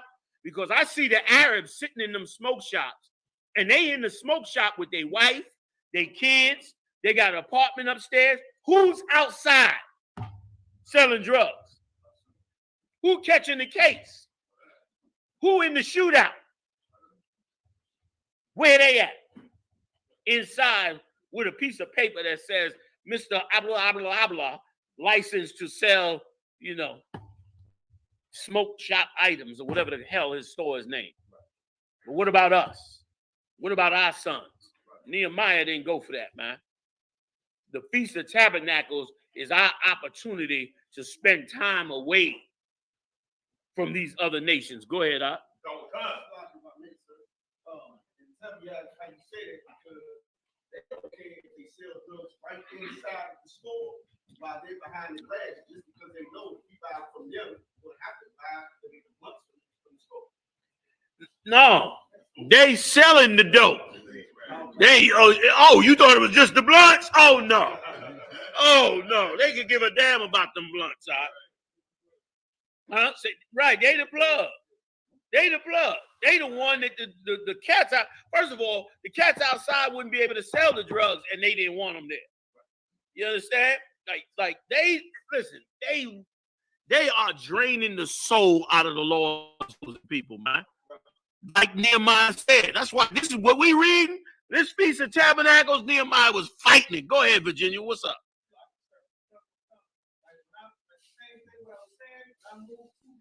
Yep. That all the people that we hung out with that we thought were black. Come to find out, they were the same ones going back and forth to the same neighborhoods that we just left. And they were in the suburbs with 2 and 3 houses and townhouses, and they weren't black at all. And they sold all of the drugs. See that? Everything. Pills, weed, ecstasy, everything. You see that? Pretending to be black. At one time, they came out in the news and said that the state of Israel was the #1 exporter of ecstasy, which is just like them. They ain't gonna sell the bagged up weed or the coke, but they're gonna pop out 1 billion pills and ship it across the ocean and have everybody high on them damn pills. You understand? Like our nation coming back. If you want black people to come back from the hell they in, you gonna have to separate from other nations. You ain't gonna be able to do both. You will never be able to do both. And everyone that's tried to do both has failed at trying to do both. And they failed at it because we reading a book. How many pages is in the Bible? And the average is hard to say because it's different prints. But there's thousands of pages. Thing in my pocket. Thousands of pages about us having to deal with heathens when it came time to fixing us. When you're ready to fix us, know that you got to come up against heathens, man. Know that you got to push their religions back. And that's why the Feast of Tabernacles is so righteous and so beautiful if you can get away. If you can get away, man. Go ahead, Op. Oh, God. What evil thing is this that you do and profane the Sabbath day?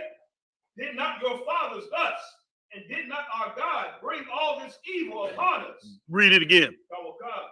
Did not your fathers thus? Did not your fathers thus? What does he mean when he say did not your fathers thus? Somebody break that down for me. What is he talking about when he say did not your fathers thus? Go ahead, Op. Is he saying like your forefathers didn't they trespass against the Lord? He going deep with it. You right. He ain't just talking about how they praying on you and how you out there breaking the Sabbath service, but you join them heathens, man. Remember it said that the what was they? The Zidonians? The men of Tyre. Tyre is in Lower Syria, for those of you that may not know. The country so-called Syria today, the very lower part of Syria is Tyre. It's really our land. But the Syrians rule that land. Okay? They ruled it back then for years. We had tons of battles with them in Tyre and Zidon. Elijah had to battle them like crazy. Remember when what's his name? I forget the cat's name that the leprosy came on? Gehazi. You understand? That was because Elisha was up there battling them damn Arabs. Remember the cat that came down and had the leprosy and he didn't want to wash in the pool of Jerusalem? That was because we was in bitter conflict with them up there. They hated us and we hated them. And so when he came down to get healed, Elisha just sent out somebody and said, yo, just tell him to go get in the Jordan River. He disrespected the heathen. So, man, let's tell him to go wash in the river. And he did it on purpose because he knew the cat came down with pomp and circumstance and had all his entourage with him and thought he was somebody big and was going to impress Elisha. You understand? And Elisha said, man, go ahead, man. Go ahead, heathen. Let's go on and wash in Jerusalem. And he only did it because the Lord told him to do it. So go wash 7 times in Jerusalem. And the cat was so proud. Here he is with leprosy. And meanwhile, you coming to me to get healed. But meanwhile, when I say go wash in the Jordan River, you like, oh, why I got to do that? He was like, why? He got the leprosy. He's like, why I got to do that? He said, certainly the rivers in Syria is much better. He said, and on top of it, why he ain't come out and see me? Certainly he would have come out and I would have gave him a nice gift. He wanted to show his ass to her. Excuse my Salagi, y'all. Salagi. You know, we get a little excited over this thing here. This is our culture, man. It's our history. This belongs to us, huh? You understand? I'm so sick of them claiming us on our holy day. It's ours. There ain't no white people in the Bible. Nowhere. Okay? This ours. So he was thinking, oh, you know, he was going to get healed, and then he was going to give Elisha a big gift where, you know, everybody be like, oh, man, you know, the Prince of Syria man came down, boy. Woo, that cat was bad. Like we do when we see Donald Trump or one of these rich heathens in their Rolls Royces, and you see them on TV, and they partying in South Beach or they off in Europe. They showed Martin, even though he a brother, they showed him in Dubai, him and his rib, they in Dubai. You understand? Like this the hot spot. You understand? Meanwhile, when you go in Dubai, they got whole parties of men in there partying and got little boys dancing like sex slaves. And them little boys, there's tons of homosexuality going over there, child molestation and all that. But they'll act like, you know, the heathen, being among the heathen is so great. It's so wonderful. Please, man. Please, damn that. Go ahead, up. Yes, exactly. He thought he was going to roll out everything wonderful and be all, you know, be the big spotlight. He said, man, later for him. And then he left. He was so proud he left. He was heading back. And his servant looked at him like, yo, man. He was like, yo, listen, man. If he had told you to give, you know, a whole bunch of sheep or this and that, you'd have gave it to him. He said, just go wash in the Jordan. Why wouldn't you just do it? And he had to think about it to himself, like, damn, he could have asked me anything he wanted, and I'd have had to give it up because I wanted to be healed. But I was so damn proud that the fact that he just told me go wash in the River Jordan, I was so proud I wouldn't even go. He realized it when his servant came and told him. And then he went back because it was the Lord humbling him. Why? Why was the Lord humbling? Because we've been fighting with them Syrians in the top of our nation. And the Lord sends the prophets don't side with the heathens. They don't do that. They always coming up against the heathen. Elisha didn't even want to heal him. The Lord told him to go do it. So he went ahead and did it. But when he went and did it, he disrespected him. He let him know, I don't give a damn how powerful you are. I don't give a damn how much wealth you are. What the hell do I care? You understand? You coming up against my nation. Damn you, man. Go wash in the river. Get the hell up out of here, man. Meanwhile, this cat rich and powerful and all that. And a lot of our people, we starstruck with these heathens, man. You see these heathens in their power and their authority, and you act like they somebody special. The Lord look at the filth. He said, what he said? That the whole of them, paraphrasing, are as a drop in a bucket, right or wrong. So what the hell and listen, and if you building a nation, damn it, you can't build a nation and you love the oppressor. Explain that to me. How you gonna build a nation and you love the people that's oppressing you? You impressed by them. You think that they special. You think that their money and their wealth makes them better than you, but meanwhile, you gonna fix your nation? Nigga, please. You jockeying for a seat to be the best slave you could be. Not these prophets, though. These prophets ain't get down like that. Nehemiah ain't get down like that. Elisha didn't get down like that.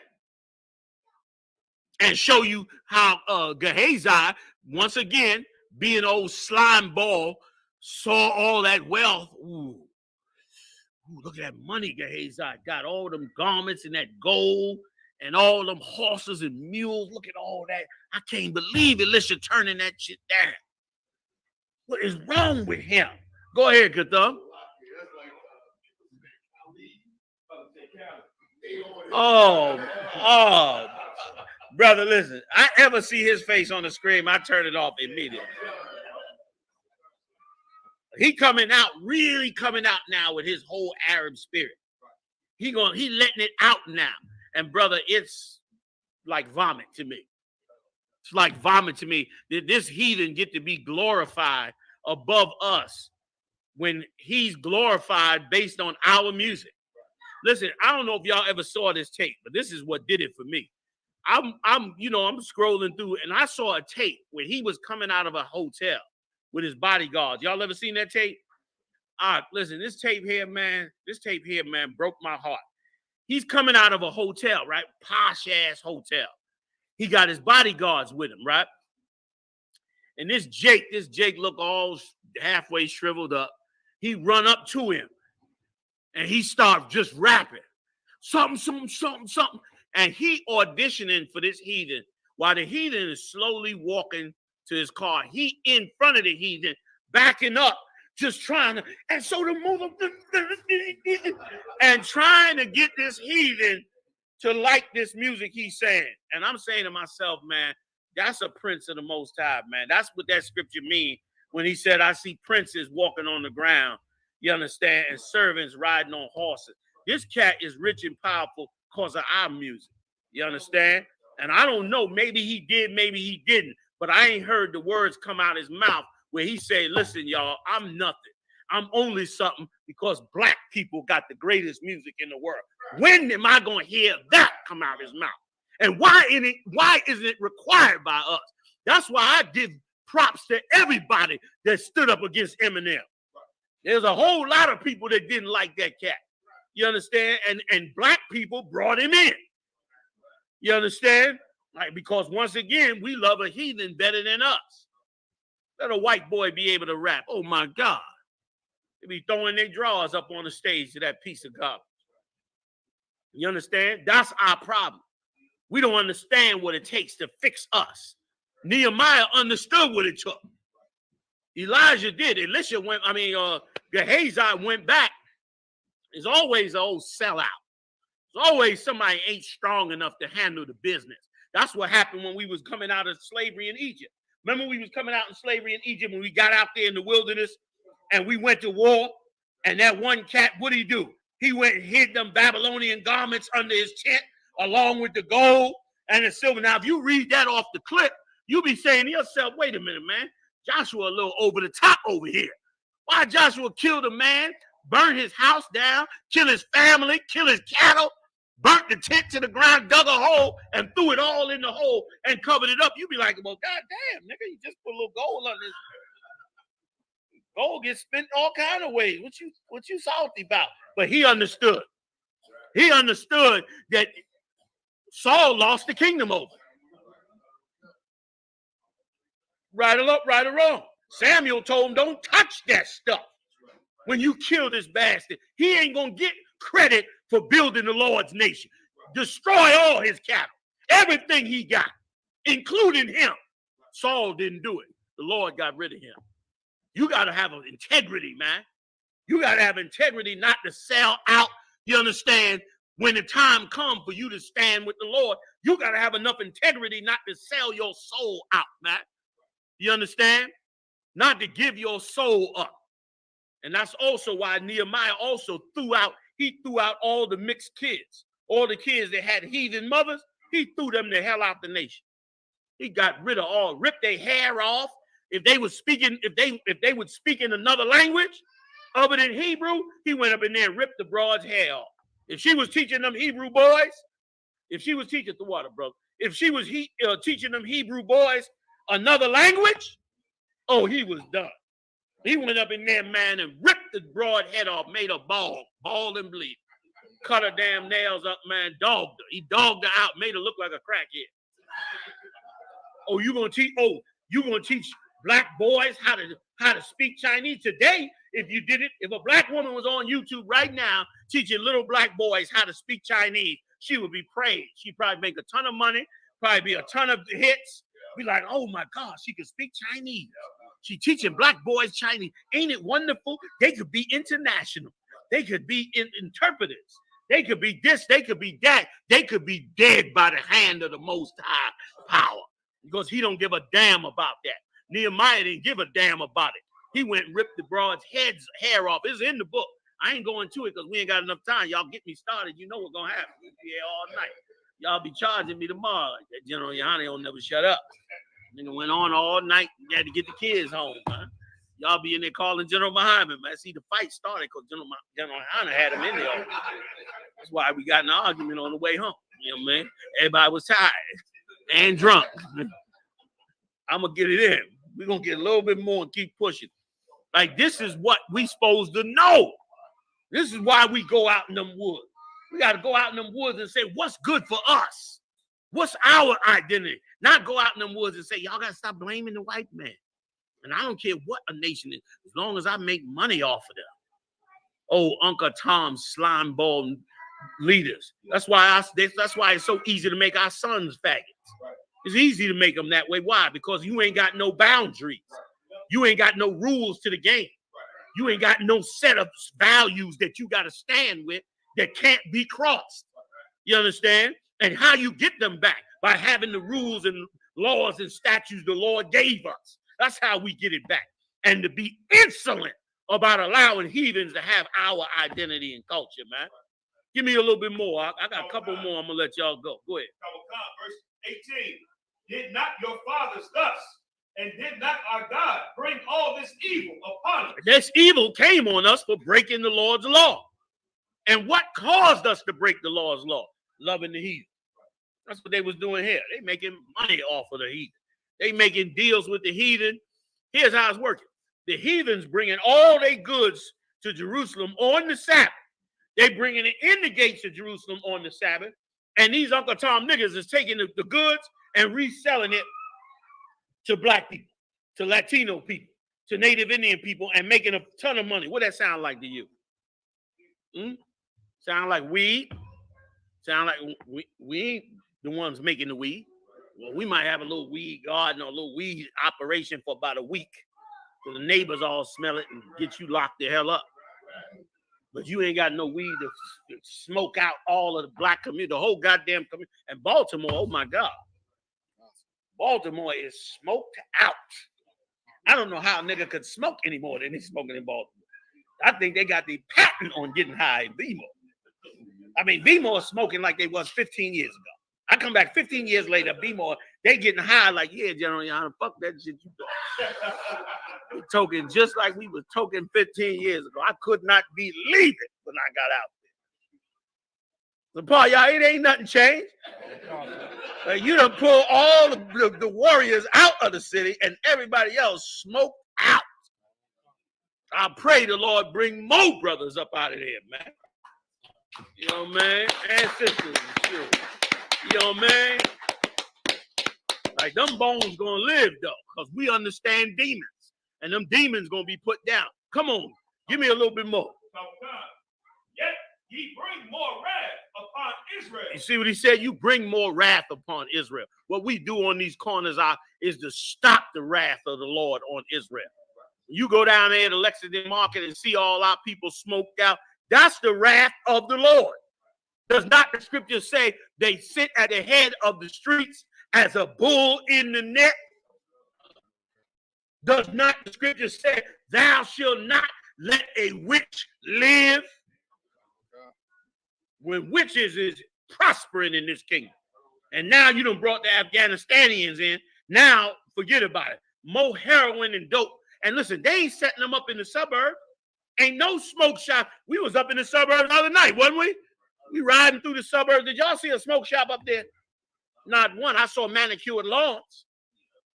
So a brand new Mercedes is up there. Them houses look like Norman Rockwell posters. Them goddamn houses up there in them, where we was at. But I ain't see no smoke shops up there. But in every ghetto across America, they sitting up there got smoke shops, and we supposed to be acting like it's in America. There's equality. There's equality. Everybody have an opportunity to get. I mean, them niggas make me sick. They make me sick because they can't. We reading it. We reading it in front of their eyes. And let me tell you something.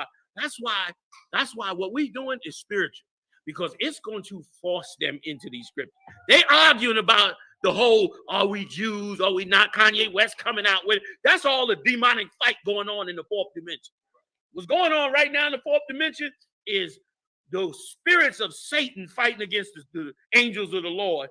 And the spirit of Satan is trying to keep everybody in the mindset of all those evil things we've been taught, Christianity, Islam, all those lies. But the spirit of the Lord is battling it and causing it to break out in other ways.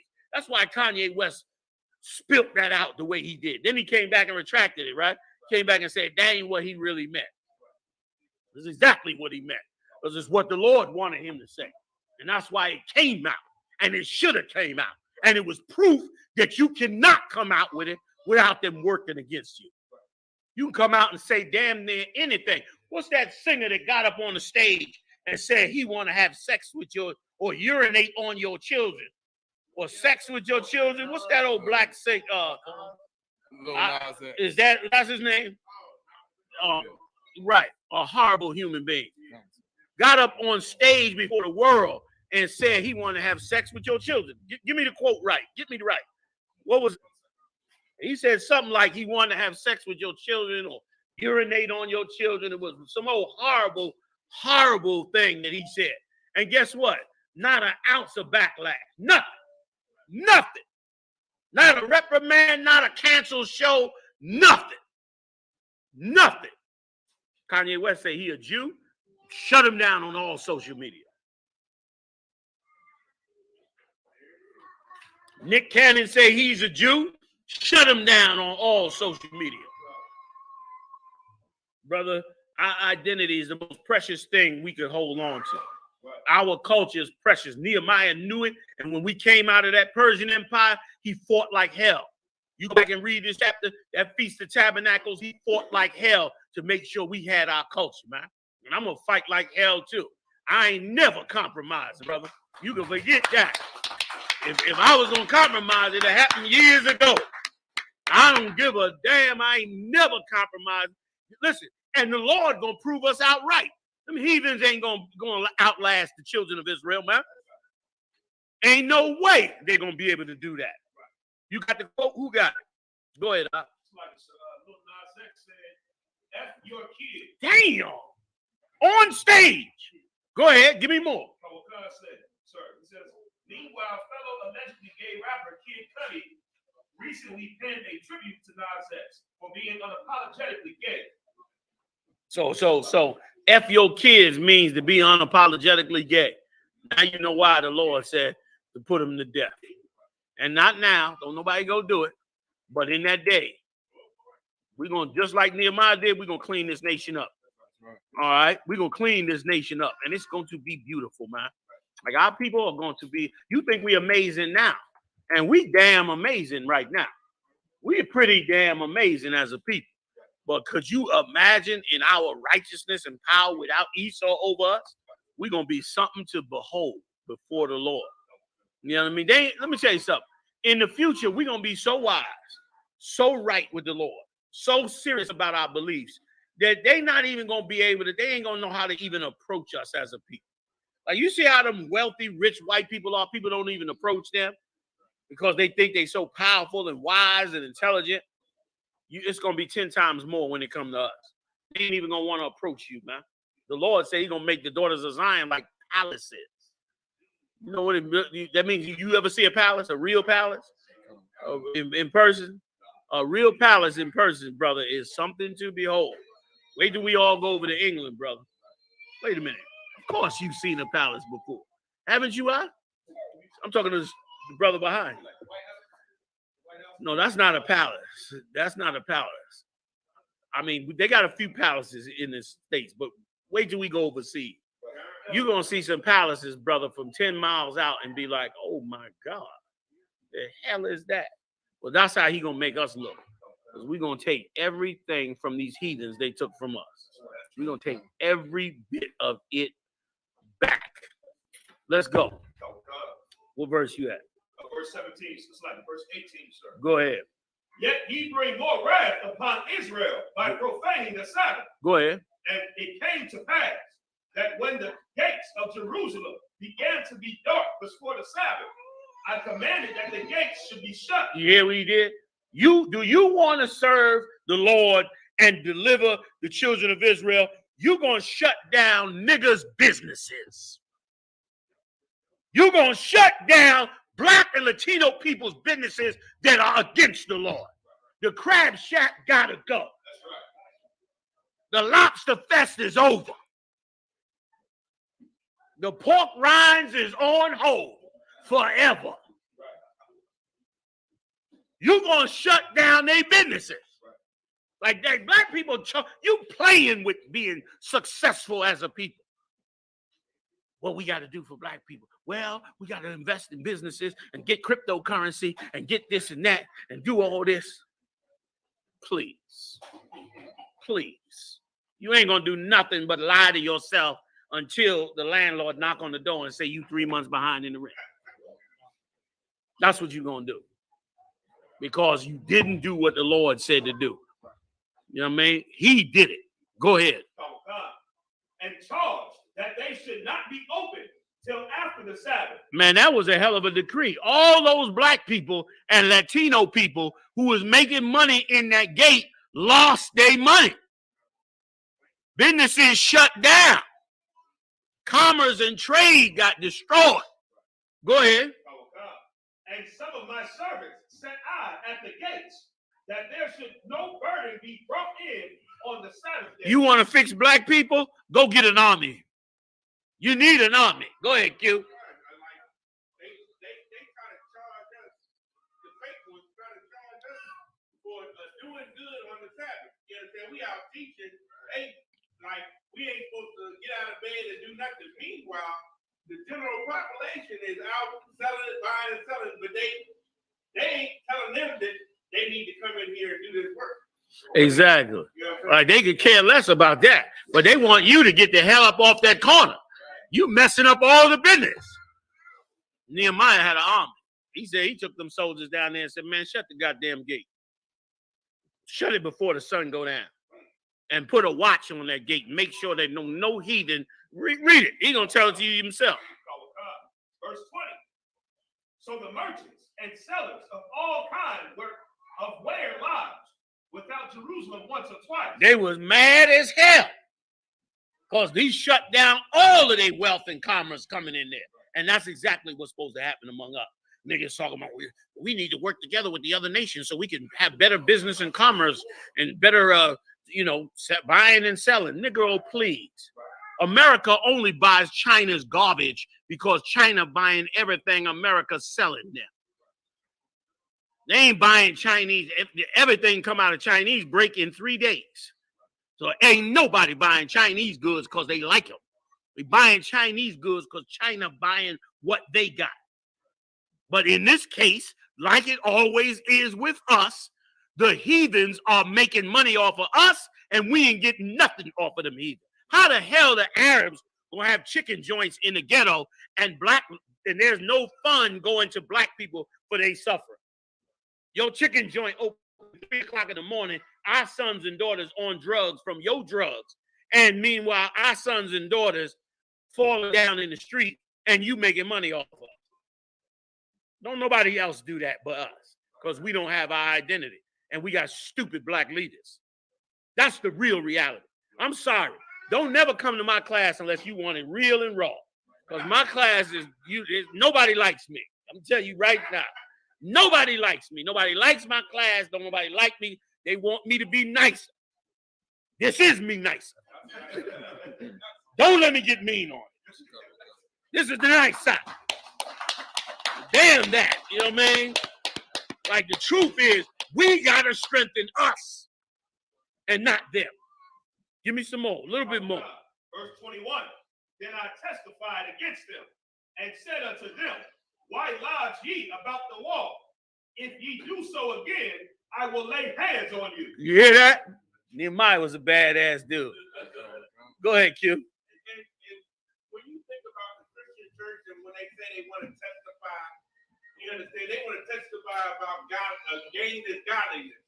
You understand how they got something from the white man. You understand, praise Jesus, hallelujah, all of that. Meanwhile, you understand, Nehemiah wasn't going for that. Like, that's how you got to understand church. You got to understand that church is about including everybody. We bring in the LGBTQ. God loved them. We bring in the lesbians and all this. God loved them. We bring in this and bring in that. God loved them. When really you bringing them in and including them because you want to be in business with them.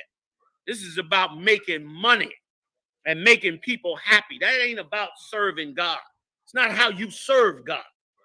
You understand what I'm saying? That's what that's about, not this. He told them, look, why are you hanging about? Why are you pulling up constantly like you gonna sell something up in here? He treated them like a rival drug dealer. You pull up here again, man, I'm gonna fall on you. I'm gonna deal with you. He ran them heathens off from the children of Israel. Don't tell me what it takes to be a real black leader. A real black leader would be doing that. You don't see, dude. When the last time you seen a congressman come out and say, listen, these so-and-so people making a ton of money off of black and Latino people, they got to stop. You ain't never heard it. You ain't never going here. You understand? What you will hear is about the money they gave him, so he don't say it. But a real black leader will tell you straight up and down, man. I don't care what it looks like to you. God got the plan on how we get straightened out. And you get straightened out by rejecting these heathens, man, and taking on your identity. There's going to be a day in this country where millions of blacks and Latinos and Native Indians are going to dwell in booths. And when that day comes, ain't no heathens going to be invited. Ain't going to be like the Martin Luther King March. Negroes going to be like, well, listen, white people want to help. Why don't we just let them help? No, they can't help. Listen, they want to donate and give money and all that. Tell them leave the money at the gate. Put it in the bag, leave it at the gate. They ain't going to be a part in what we do to fix our nation. They can't never be. Because if you allow them to do that, then you destroy the integrity of the Lord's chosen people, man. You destroy the integrity of them. Okay? Is there more on that? Go ahead. And then Q, get me the scripture where he ripped their head off. I got to give it to you now. I got to give it to you, man. Like Nehemiah laid out a blueprint that was amazing. Come on. From that time forth, came they no more on the Sabbath. They didn't come no more on the Sabbath. They came other days to try to do business, but they didn't come on that Sabbath day no more. He shut that down. Go ahead. And matter of fact, Mashak, get me the scripture in Nehemiah when Nehemiah came up against the black leaders who was running up the mortgages and was shaking down black people. I want to say 6th or 7th chapter around the 1st or 2nd verse. I could be wrong.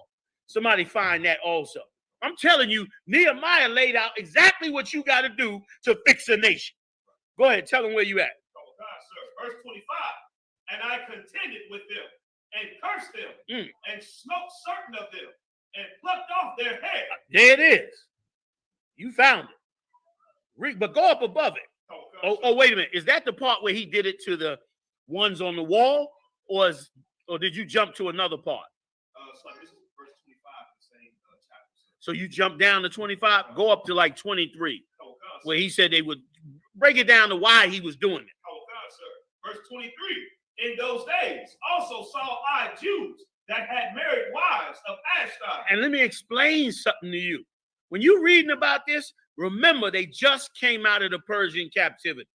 Everything you reading about during this Feast of Tabernacles, when they came out of that land of Persia, is exactly what's going on with us right now. Everything he encountered trying to fix this nation is what we encountering every day. It's what we're talking about every day. It's what the politicians is arguing about every day. Nehemiah knew how to fix it. Read it from there. Go ahead. God, sir. In those days also saw I Jews that had married wives of Ashdod, of Ammon, and of Moab, and their children spake half in the speech of Ashdod. They could not speak in the Jews' language. Now that's always beloved by us. We so glad that our children could speak another language. We so praise the heathen. I don't know if any of y'all saw this episode. There was an episode of the Bernie Mac show. You saw it. Woo! Listen, that's why I ain't got too much TVs now. That goddamn Bernie Mac show, brother.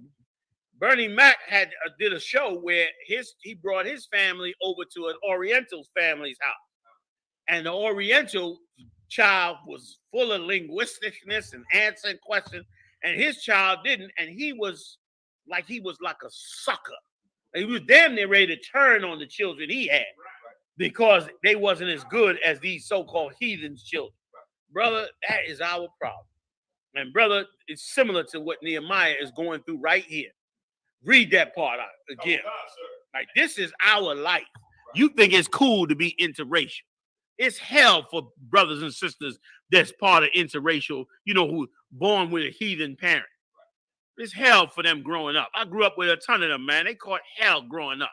All confused, don't know which culture to get into, trying to figure out some kind of way in their mind to say, it's all right for me to love both cultures. They be having all kind of identity problems. And furthermore, the Lord said not to do it. Now that we in this state coming out like we did coming out of Egypt, we got brothers and sisters that got, dual parents. Long as their father is a brother, Black, Latino, or Native Indian, they are Israelite, and it's all good. But damn, if they come out there to that speaking and hear us speak and find out their daddy is a cracker, problem. You can't come up in here. You can kiss a boot or something, but that's not all you can do. It was a jam up. That's why we shouldn't be doing it. Go ahead, Op. And their children spake half in the speech of Ashdod, and could not speak in the Jews' language. That's us. Go ahead. But according to the language of each people. And I contended with them, and cursed them, and smote certain of them, and plucked off their hair. He beat the hell out of them and ripped off their hair. Now, why did he do that? Somebody got to break that down to me. Why did he do that? Because they was speaking another language? It ain't against the law to speak Chinese. Right or wrong? That ain't against the law. Ain't nowhere in the law that say you can't speak Chinese. Am I wrong? So why the hell Nehemiah was so goddamn violent to them? Go ahead, Q. He knew what it came with Deuteronomy 7:3 through 6 or what have you, about how their marriages was pulling us down or what have you, and you was going to end up serving their God, speaking their language, and selling their wares, their drugs, or what have you, to the children of Israel. So Nehemiah, in Nehemiah 8, he got back out on the street and went with the book of the law, opened the book of the law before the people, like I saw you do, with the Valley of Dry Bones out there. You know what I'm saying? They understood and saying in Nehemiah 8 or so. You understand? You broke it down and they understood what was going on. Most High correct. But now I got a scholarly question. So according to General Kubala Moth, he said if you allow them heathens to be amongst us and have them languages amongst us, it's going to teach our children to go and join them other nations. What does that say about us? What does that say about our culture? Go ahead, Q. No, what does it say about our culture as a whole? What does it say about being a Hebrew Israelite as a whole? What I'm saying. Go ahead. No, not about us individual, but what does it say about the Hebrew Israelites? Did you want to take it? You had your hand up. You want to pass it? Pass it? Go ahead, Kadam, General.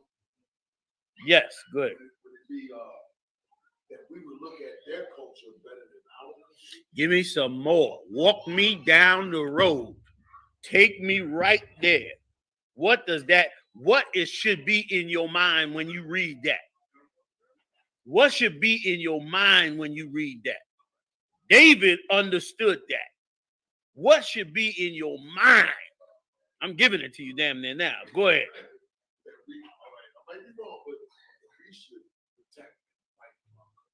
Brother, that it is like gold. That when you find out this truth and find out who you are, brother, you supposed to be like a greedy man. What? What do you want? What? Get away from the bread. What? And your mama used to be in the house. What? What do you want? You had dinner's at 6, boy. Get back. You supposed to be like that. Like this truth is supposed to be that important. Like, it's not a joke. Without it, you're gonna be a slave. Your children gonna be slaves. Your culture gonna be wiped the hell out. And you're gonna be decimated as a nation. And it is why you should be completely rebellious against their culture. You understand? Like Nehemiah was violent and beating up broads. I mean, he was violent. And that's some violent shit. Rip a bitch hair off. God damn. I heard of a nigga beating a broad. but rip the bitch hair off?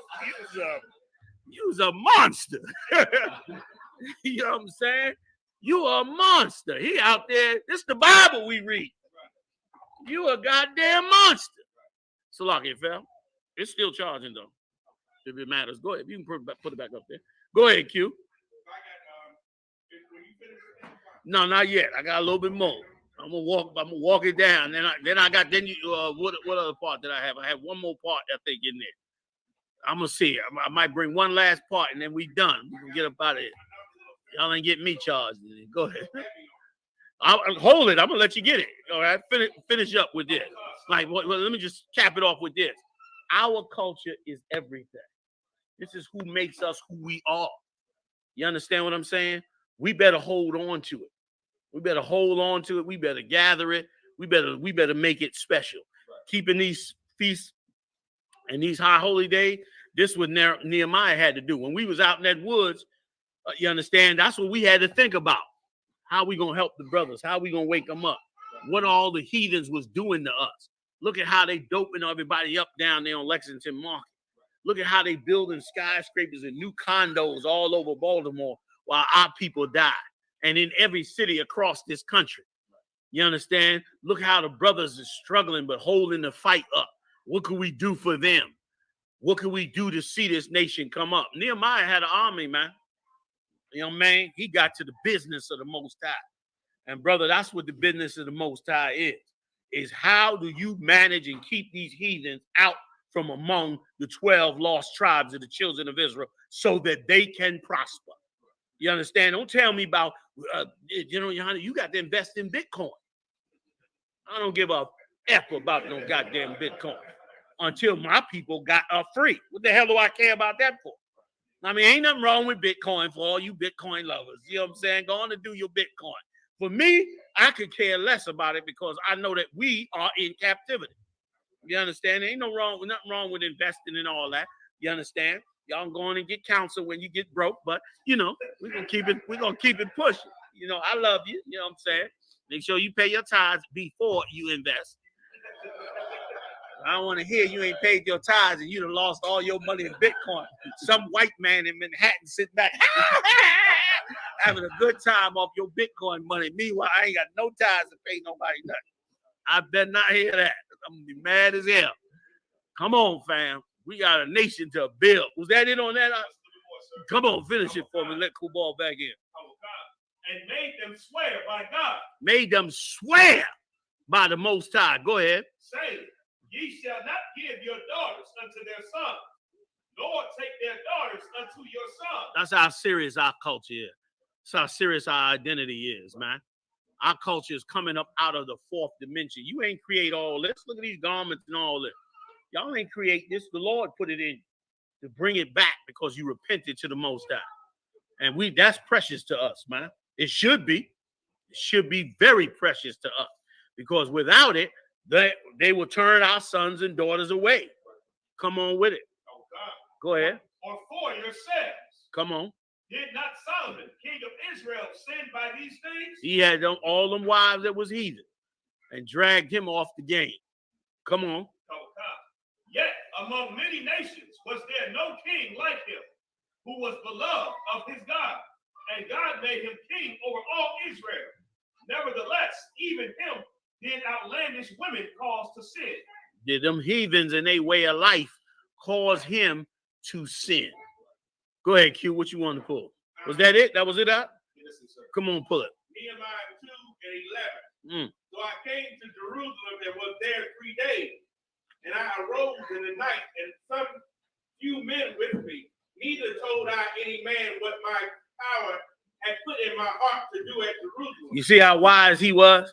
Nehemiah was wise. He went up there and looked at Jerusalem and looked at the city. That's how you're supposed to be. You're supposed to look at this city and see how your people suffering and destroyed. And you're supposed to not tell these heathens, man, except that the Lord going to destroy them. Don't give away your plans. Some of you, as soon as you see a white man, you read, Mr. Goldstein, I was thinking about opening up a juice bar. Yeah, I was thinking about putting it over here and doing this and doing that. You come to work the next day, a juice bar sitting right where you thought you was going to put yours at. No, man. No. Nehemiah said he came, checked out the city. He didn't tell them heathens nothing, man. And let me tell you something else, too. Let me tell you something. You got to be a real man that want to be free to serve the Lord. You know why? Because everything coming out the walls is telling you you can't do it without some way dealing with these heathens. Like, black people don't believe you could do anything without having to deal with this white man and deal with these heathens. Even if they read it and they see it, it'd be real hard for them to say, could I just stand up tomorrow and just be who the hell I am and not give a damn about them? And I'm going to still do the work of the Lord and build something and do something great before the Lord. And I ain't going to never have to compromise. In most cases, we don't believe we could do it. But you better know that you can do it. You better know that the Lord is with you. You better know that you're going to stumble on that street corner and he going to do whatever it takes for you to be successful at it. You got to be willing to be successful at it with nobody's help. Damn everything. If everything go down, you got to be willing to be able to ready and go ahead and do that. And let me tell you something. When we started out doing this, brother, at 1 West, 125th Street, we ain't have nobody. We was by ourselves. We went and built, and so did y'all in these cities as well. Like, that's what make good leaders. Nehemiah ain't think to himself, I'm coming to Jerusalem, oh my God. It's just me and a couple brothers, and how we gonna fix this, man? Maybe we make a deal with them. Maybe we work something out with them and see if we can rent a little land with them. Nehemiah ain't think like that, man. He's like, man, we're gonna go spy this thing out. We ain't gonna tell them nothing. We coming to take this city from them and make it our city. Go ahead, read it, Q. Neither was there any beast with me, save the beast that I rode upon. I didn't bring no beast with me or nothing, except the one he was riding on. Go ahead. He came low key. Go ahead. And I went out by night by the gate of the valley, even before the dragon well, and to the dung port, and viewed the walls of Jerusalem. He went and looked at them walls. He went to look at the state of the city. He snuck out there to look at the state of the city and see how bad it was. These was bad dudes we reading about.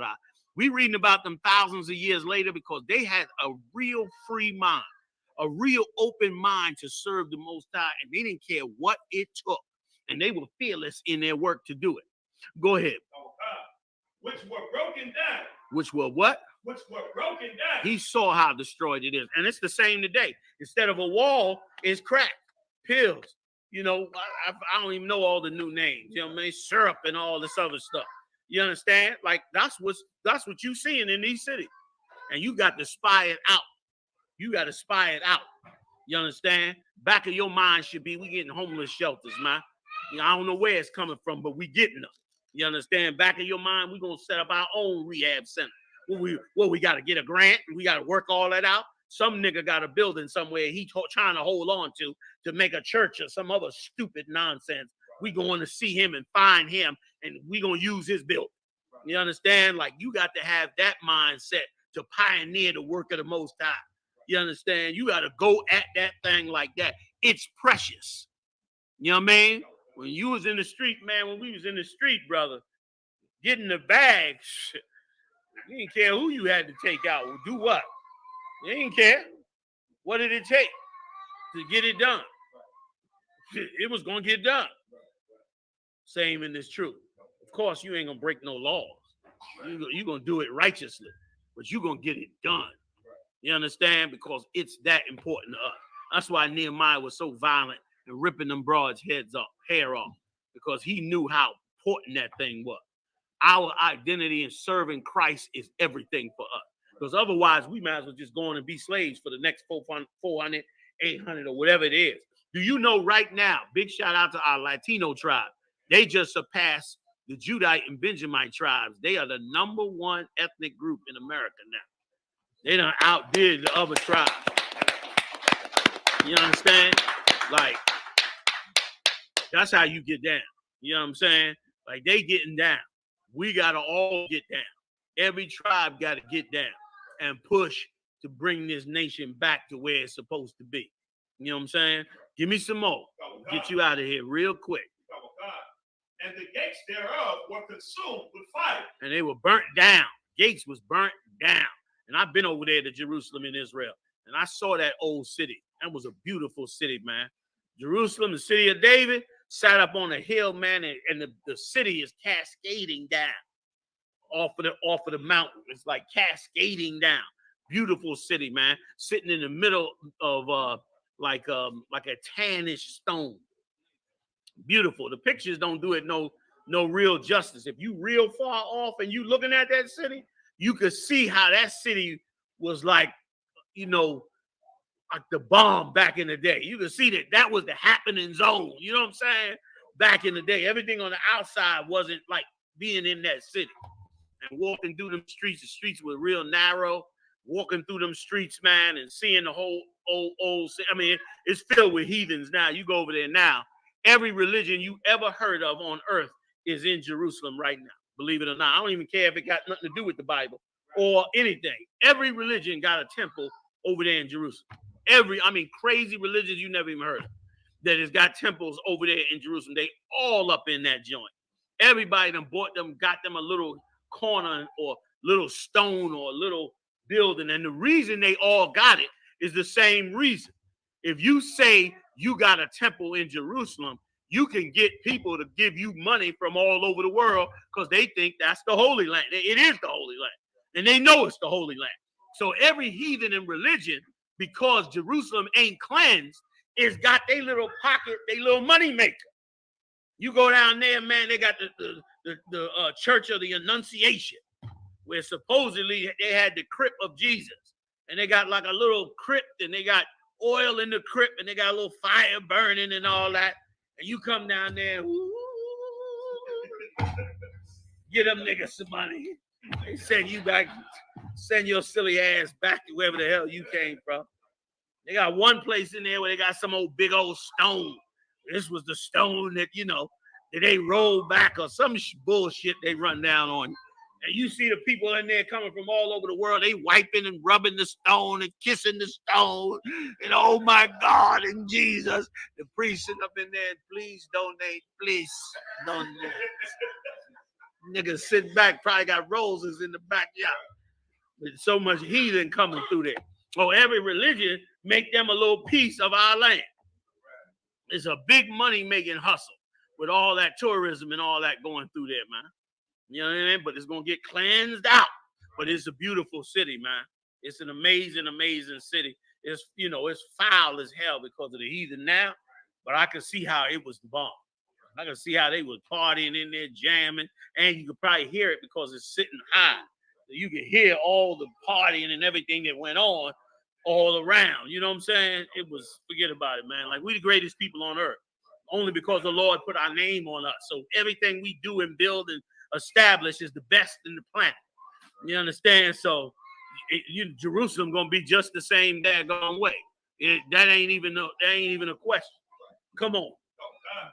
And the rulers knew not whither I went. Come on. Or what I did. All right. Neither had I as yet told it to the Jews. He was wise. Go ahead. Nor to the priests, nor to the nobles, nor to the rulers. Let me give you one more part, if I could. Get me the part. I think I want to say it is the beginning of the 6th chapter or the 7th chapter, where they was going to build the wall, and the cat Shabalat.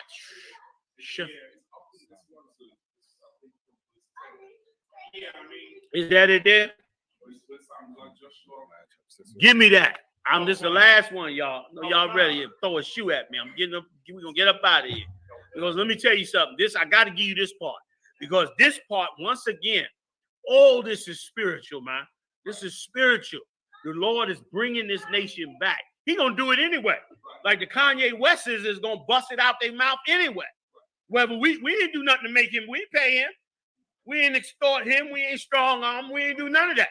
The Lord did it. He trying to get some social media going. So-called Jew trying to block him. He come out, boom, busted out his mouth. All hell break loose. So-called Jew, they all over Clubhouse. You niggas will never be you. Them niggas having conniptions tonight over that bullshit, over that BS, man. Well, that's the Lord doing that. The Lord creating the stir up. You understand? And he creating it because he want you to come up. He want you to wake up and come up out of this. So he creating the stir over and over and over again. But there's something to remember in that. One of the other main things that went on when Nehemiah went to fix this nation was something we all are familiar with. Uncle Tom niggas. Oh, y'all ain't know Uncle Tom Niggas was in the Bible. Yes, Uncle Tom Niggas is in the Bible. Let's read about it. Last point. Come on with it. Verse 10.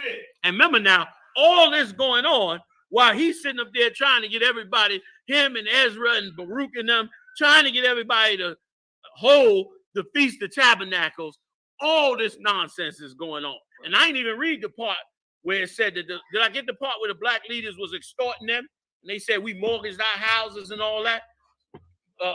Mashak, look up mortgaged our houses in the book of Nehemiah. Read that for me, y'all. Give me 2 more, y'all, and I'm going to get up out of here. Go ahead. When Sanballat the Horonite and Tobiah the servant, the Ammonites, heard of it. A Jap. This is a Jap and an Arab. Go ahead. It grieved them exceedingly. It grieved them exceedingly when they heard what? Go above it. Then I came to the governors beyond the river and gave them the king's letters. Now the king had sent captains of the army and horsemen with him. Bear with me. Go ahead. So he came now. This time he came back. And now he got an army with him. And he got the right paperwork. That's you when you go open the beauty salon next to them heathens. Right. You go open the beauty salon, all they thinking about in the nail shop is, she's gonna open a nail shop. We're gonna lose money. That's what they thinking. The minute you go open in the restaurant or something, what you think they thinking? They're welcoming you with one hand. In the back of their mind, they saying, how can we burn it down? How can we destroy it? You understand? They ain't working with you. These black leaders, dumb and stupid as they could be, like the heathens working with us. They ain't working with us. They working against us. We have a damn what you trying to do. That's why Nehemiah came in there the first time. He was real quiet about what he was doing. Came in there only with his own mule, like I'm a regular dude. I'm not the cat that served the king. I'm just a regular dude, and scoped out everything they was doing in there. They had us in hell in there, just like they do in Baltimore, D.C., Philly, New York, Jersey, Cali, Texas, the whole damn place. Puerto Rico, everywhere. They still lights out in Puerto Rico over this nonsense, man. They having riots over there in Cuba. Not to mention Central and South America. Meanwhile, Dole sell more pineapples and salads than anybody on the goddamn planet. How the hell South America gonna be broke? Dole turning out 1 billion goddamn pineapples a year. How the hell South America gonna be broke? The heathens eating us alive, man. And dumb, stupid black leaders saying, see, you got to get into business with them. How you gonna be mad at them? Because they running business. They doing more than running business. They using the government to shut you down. The government helps shut you down, man. There's good money in destroyed black cities. Good money in it. You make a fortune if you got the inside track on these cities. Why you think they're able to build condos while crack being sold on the street and gun violence going on, man? You telling me, General, I don't know what your problem is. You a dinosaur. You a dinosaur. You still holding on to 1960s. That's like some 1960s stuff. You still hating the white man like it's 1960s. I'm gonna be hating the white man like it's 1960s. I don't give a damn how many years it is. You know, you still hating the white man. You understand? Go ahead, Q. It's a lot.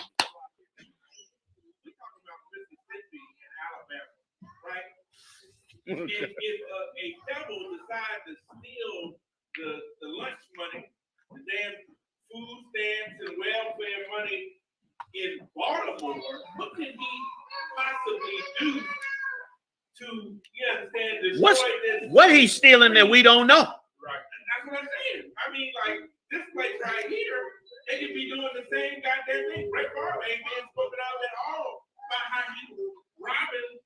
It's like it ain't even an issue. You right. It's like it's not even an issue. Brother, listen. But then you say something about the white man. It's like, see, that's that old shit. See, we don't want to hear that. You know what I mean? Brother, you better, like the scripture said, seek the old paths. You understand? Seek the old paths like you supposed to. Go ahead. Let me finish it up. 2 more points. Nehemiah chapter 5, verse 3. Some also there were that said, we have mortgaged our lands. See that? and houses that we might buy corn. Listen to me. Oh my God, this scripture is so important. Read that scripture again. Please read that scripture, man. Let me tell you something. Man. Put some money together, man. It's like cheap. It's like $50, man. Y'all come on out there with us to the wood. We're gonna read these scriptures around some fires, man, and really break it down, man. You know what I'm saying? It's gonna be the bomb. And this Feast of Tabernacles is the blessing from the Most High. It's like having a vacation time. You know what I'm saying? Throughout us. You know what I mean? Like, go ahead, read that again. Y'all listen to this scripture. Listen to what the brothers and sisters said and tell me this ain't you. Go ahead. Oh, God. Nehemiah chapter 5, verse 3. Some also there were there that said, we have mortgaged our land. This is our people sitting there saying, we mortgaged our land. Don't we all got mortgages? The ones that own some property? Go ahead. Vineyards. And houses. Go ahead. That we might buy corn. For what reason? Because of the dirt. We might buy corn because of the dirt. The dirt is like the famine, like the poverty. And what is that dirt coming from? The heathens. The very heathens he came to that army with them papers. Because that, bear with me a second, that like those heathens is why we paying these high rents. It's why we got mortgages. It's why we can't, bad health. You understand? Like they said, man, we had to do all of that to eat, to get corn. So now what happens after you eat the corn? Break it down. Go ahead. No. Let's say it's the best corn in the world. You eat the corn, what happens? Let me see if you're thinking. Go ahead, Doc. You eating, as you eating your corn, they're taking your house. Like that's our state. Right or wrong? Paying out, we got to pay rent, electric bill, gas bill, water bill, can't get ahead, trying to save a little money, struggling. You get a house, you got to pay that mortgage, struggling, but you got to eat. You got to have heat in the house. You got to survive. So what happens? You don't get ahead.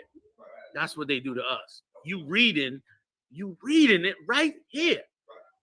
You reading what Uncle Tom's did to us, following them heathens right here. Go ahead, Q. They said they was gonna blame us. If you read verse 1. You gonna make me have a heart attack, Q. Q, you gonna make me have a coronary up in this joint, man.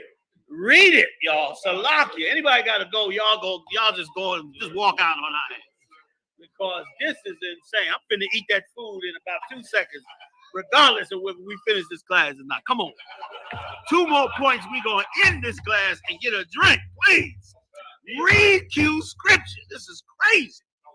Nehemiah chapter 5, verse 1. And there was a great cry of the people and of their wives against their brethren, the Jews. Black Lives Matter. You know, Black Power. Red, black, and green. Blah, blah, blah. Whatever. That's us. It was a great cry. We live in that right now. You telling me to go join some heathen? You telling me to stop blaming the very heathen that Nehemiah blamed when he had to deal with this? I ain't no dummy. I read the Bible. I'm not no knucklehead. I read these scriptures. And I understand what the hell I'm reading. And it is amazing. It's like there ain't no real reason for us as a people to be blind.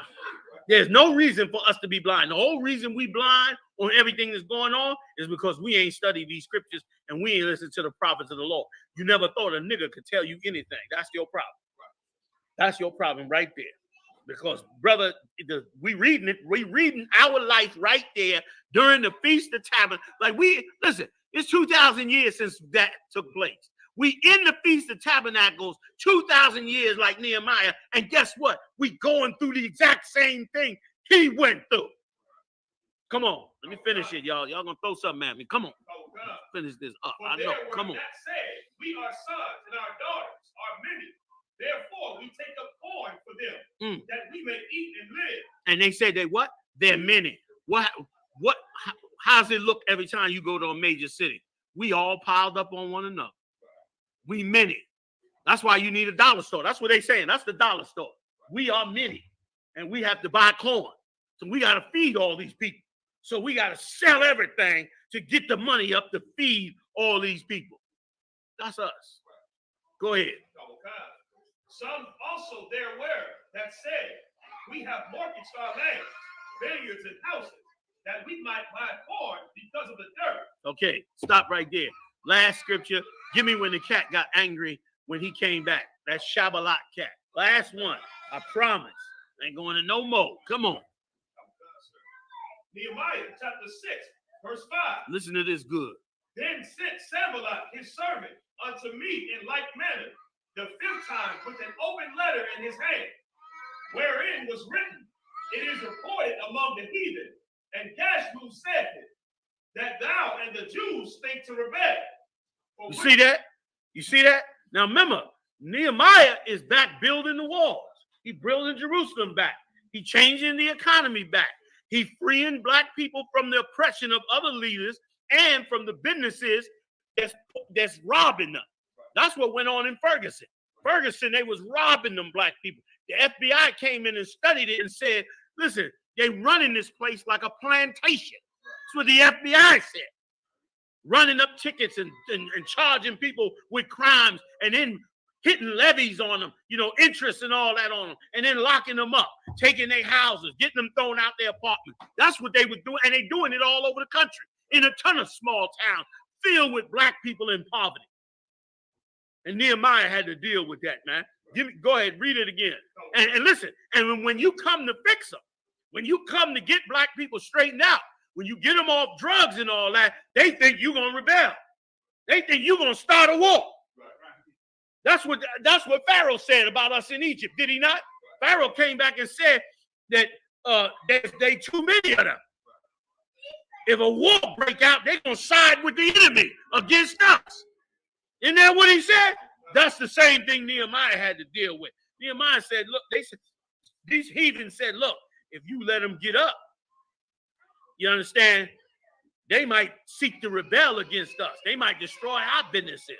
They might shut us down. That's why them Koreans, during them riots out there, them Koreans got their guns out. Remember that in LA? Them Koreans got their guns out and started shooting black people. Meanwhile, black people didn't even come near their businesses. But they start shooting black people because in their mind, the minute you start stepping up against this heathen, oh, they're going to rebel against us. Go ahead, read it again right quick for them. Last one, y'all. Huh? Go up to verse 2. Go ahead. That Sanballat and Geshem sent unto me, saying, come, let us meet together in some one of the villages in the plain of Ono. He said, let's get together like the white man like to do. Let's get together and talk about it. Let's come together in business. Meanwhile, all the businesses that we make millions of dollars off of, he makes trillions of dollars off. He makes billions of dollars off. You understand? I'm not impressed because an athlete makes $100 million a year. They said the average sports team is worth billions, man. Meanwhile, so you give me $100 million, but you get $2 billion while I blow my knees out? Or while I get a concussion on the football field? While you make a ton of money off of the 50,000 fans in there? What's so impressive about that? The short order cook is in the same situation.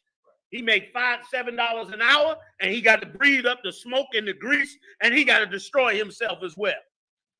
We could do better than that, man. We could do way better than that. And if we didn't compromise and believed and trusted in the Lord, we would do better than that. Come on with it, huh? Oh, God. But they thought to do me mischief. And I sent messengers unto them. He was wise. Nehemiah was a badass brother. He knew that they were playing him. And he said he sent messengers. Go ahead. Oh, God. Saying, I am doing a great work, so that I cannot come down. Why should the work cease whilst I leave it and come down to you? Yet they sent unto me 4 times after this sort. They kept on trying to get him. Come on, man. We got to work together. Come on, man. All that racism, man, that ain't helping nobody, man. Let's sit down together. When it's all BS, man. They coming to wipe you out. Go ahead, And stupid black leaders, you think a preacher would have read this already. You think a black leader would have read this already. You understand? Like when them heathens got a little bit, they get over the top of you and they get a little bit. A lot of us is such suckers for that. You will grovel on the ground. That's why the scriptures say, why trimmest thou thy ways to seek love? We'll grovel on the ground for that little crumb that they give us, and that just empowers them more and more and more, instead of us saying, man, let's go get our own crumb. Damn right, damn right. Damn right. Come on, let's finish. Go ahead. Yet they sent unto me 4 times after this sort, and I answered them after the same manner. Then Sanballat his servant unto me in like manner the 5th time, with an open letter in his hand. Go ahead. Wherein was written, it is reported among the heathen. Then he switch on you. See that? He come the 5th time, but this time he switched the story on you like a real slime ball. Go ahead. And Gaspu said that thou and the Jews think to rebel. Since you don't join us, since you ain't inclusive, since you don't believe in equality for all people, you must gonna rebel against us. You must gonna fight against us. Bear with me a second. Go ahead. For which cause thou buildest the wall. That's why you building the wall. You ain't building the wall just to fix Jerusalem. You building the wall to fight against us. Go ahead. That thou mayest be their king. Yeah, you gonna want to be king. I'm the one ruling over here, but you niggas want to be king. Go ahead. According to these words, and thou hast also appointed prophets to preach of thee at Jerusalem, saying, there is a king in Judah, and now shall it be reported to the king according to these words. And when you go to help blacks and Latinos and Native Indians, all they can think about is that you trying to go to war against them. And then they start to plot against you. And that's when he had to go. We ain't going to read it, but when you read further down, that's when he had to have one man working, one man on the wall, one man with a weapon in one hand, one man with a tool in the other hand. He had to do that, not because he was trying to go to war, but because they were going to go to war against him. That's why we are the way we are in the Israelite School of Universal Practical Knowledge. It's the greatest place on earth, man. Nowhere you're going to learn this kind of knowledge and truth from the Most High in Christ. You understand? We should all thank our Father in heaven that he has something called forgiveness and mercy, because otherwise these heathens would have wiped us out in every single one of these captivities. And instead, he sent us the greatest tool we ever had, which is prophets of God. Without prophets of God, you never make it out of captivity. But the Lord sends those all the time, man. And here we are again. And we're going to do a great work this time as well. Hold to our faith, man. You understand? Hold to our faith in this day, in this Feast of Tabernacles, man. So I know I done messed the whole closing up out. So we're gonna wave that close out, all right? Let everybody get to their food and drink and call it. Did you finish your part? You did your part, right? All right, so we're gonna end it right there, y'all. All right. I took up all the time. It's like 10 o'clock. Q, you got the last word.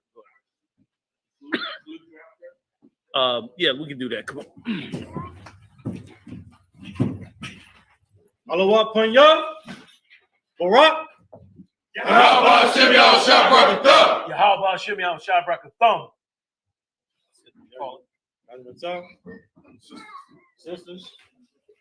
Sisters Amayim. One curse to the sisters. Men of Israel, Amayim Shabbat. Amayim, Barak. Yahweh Shabbat Hashem Yahweh Shab. Dismissed. Let me see some of the great food y'all been cooking up here. I've been hearing about this food for 3 days.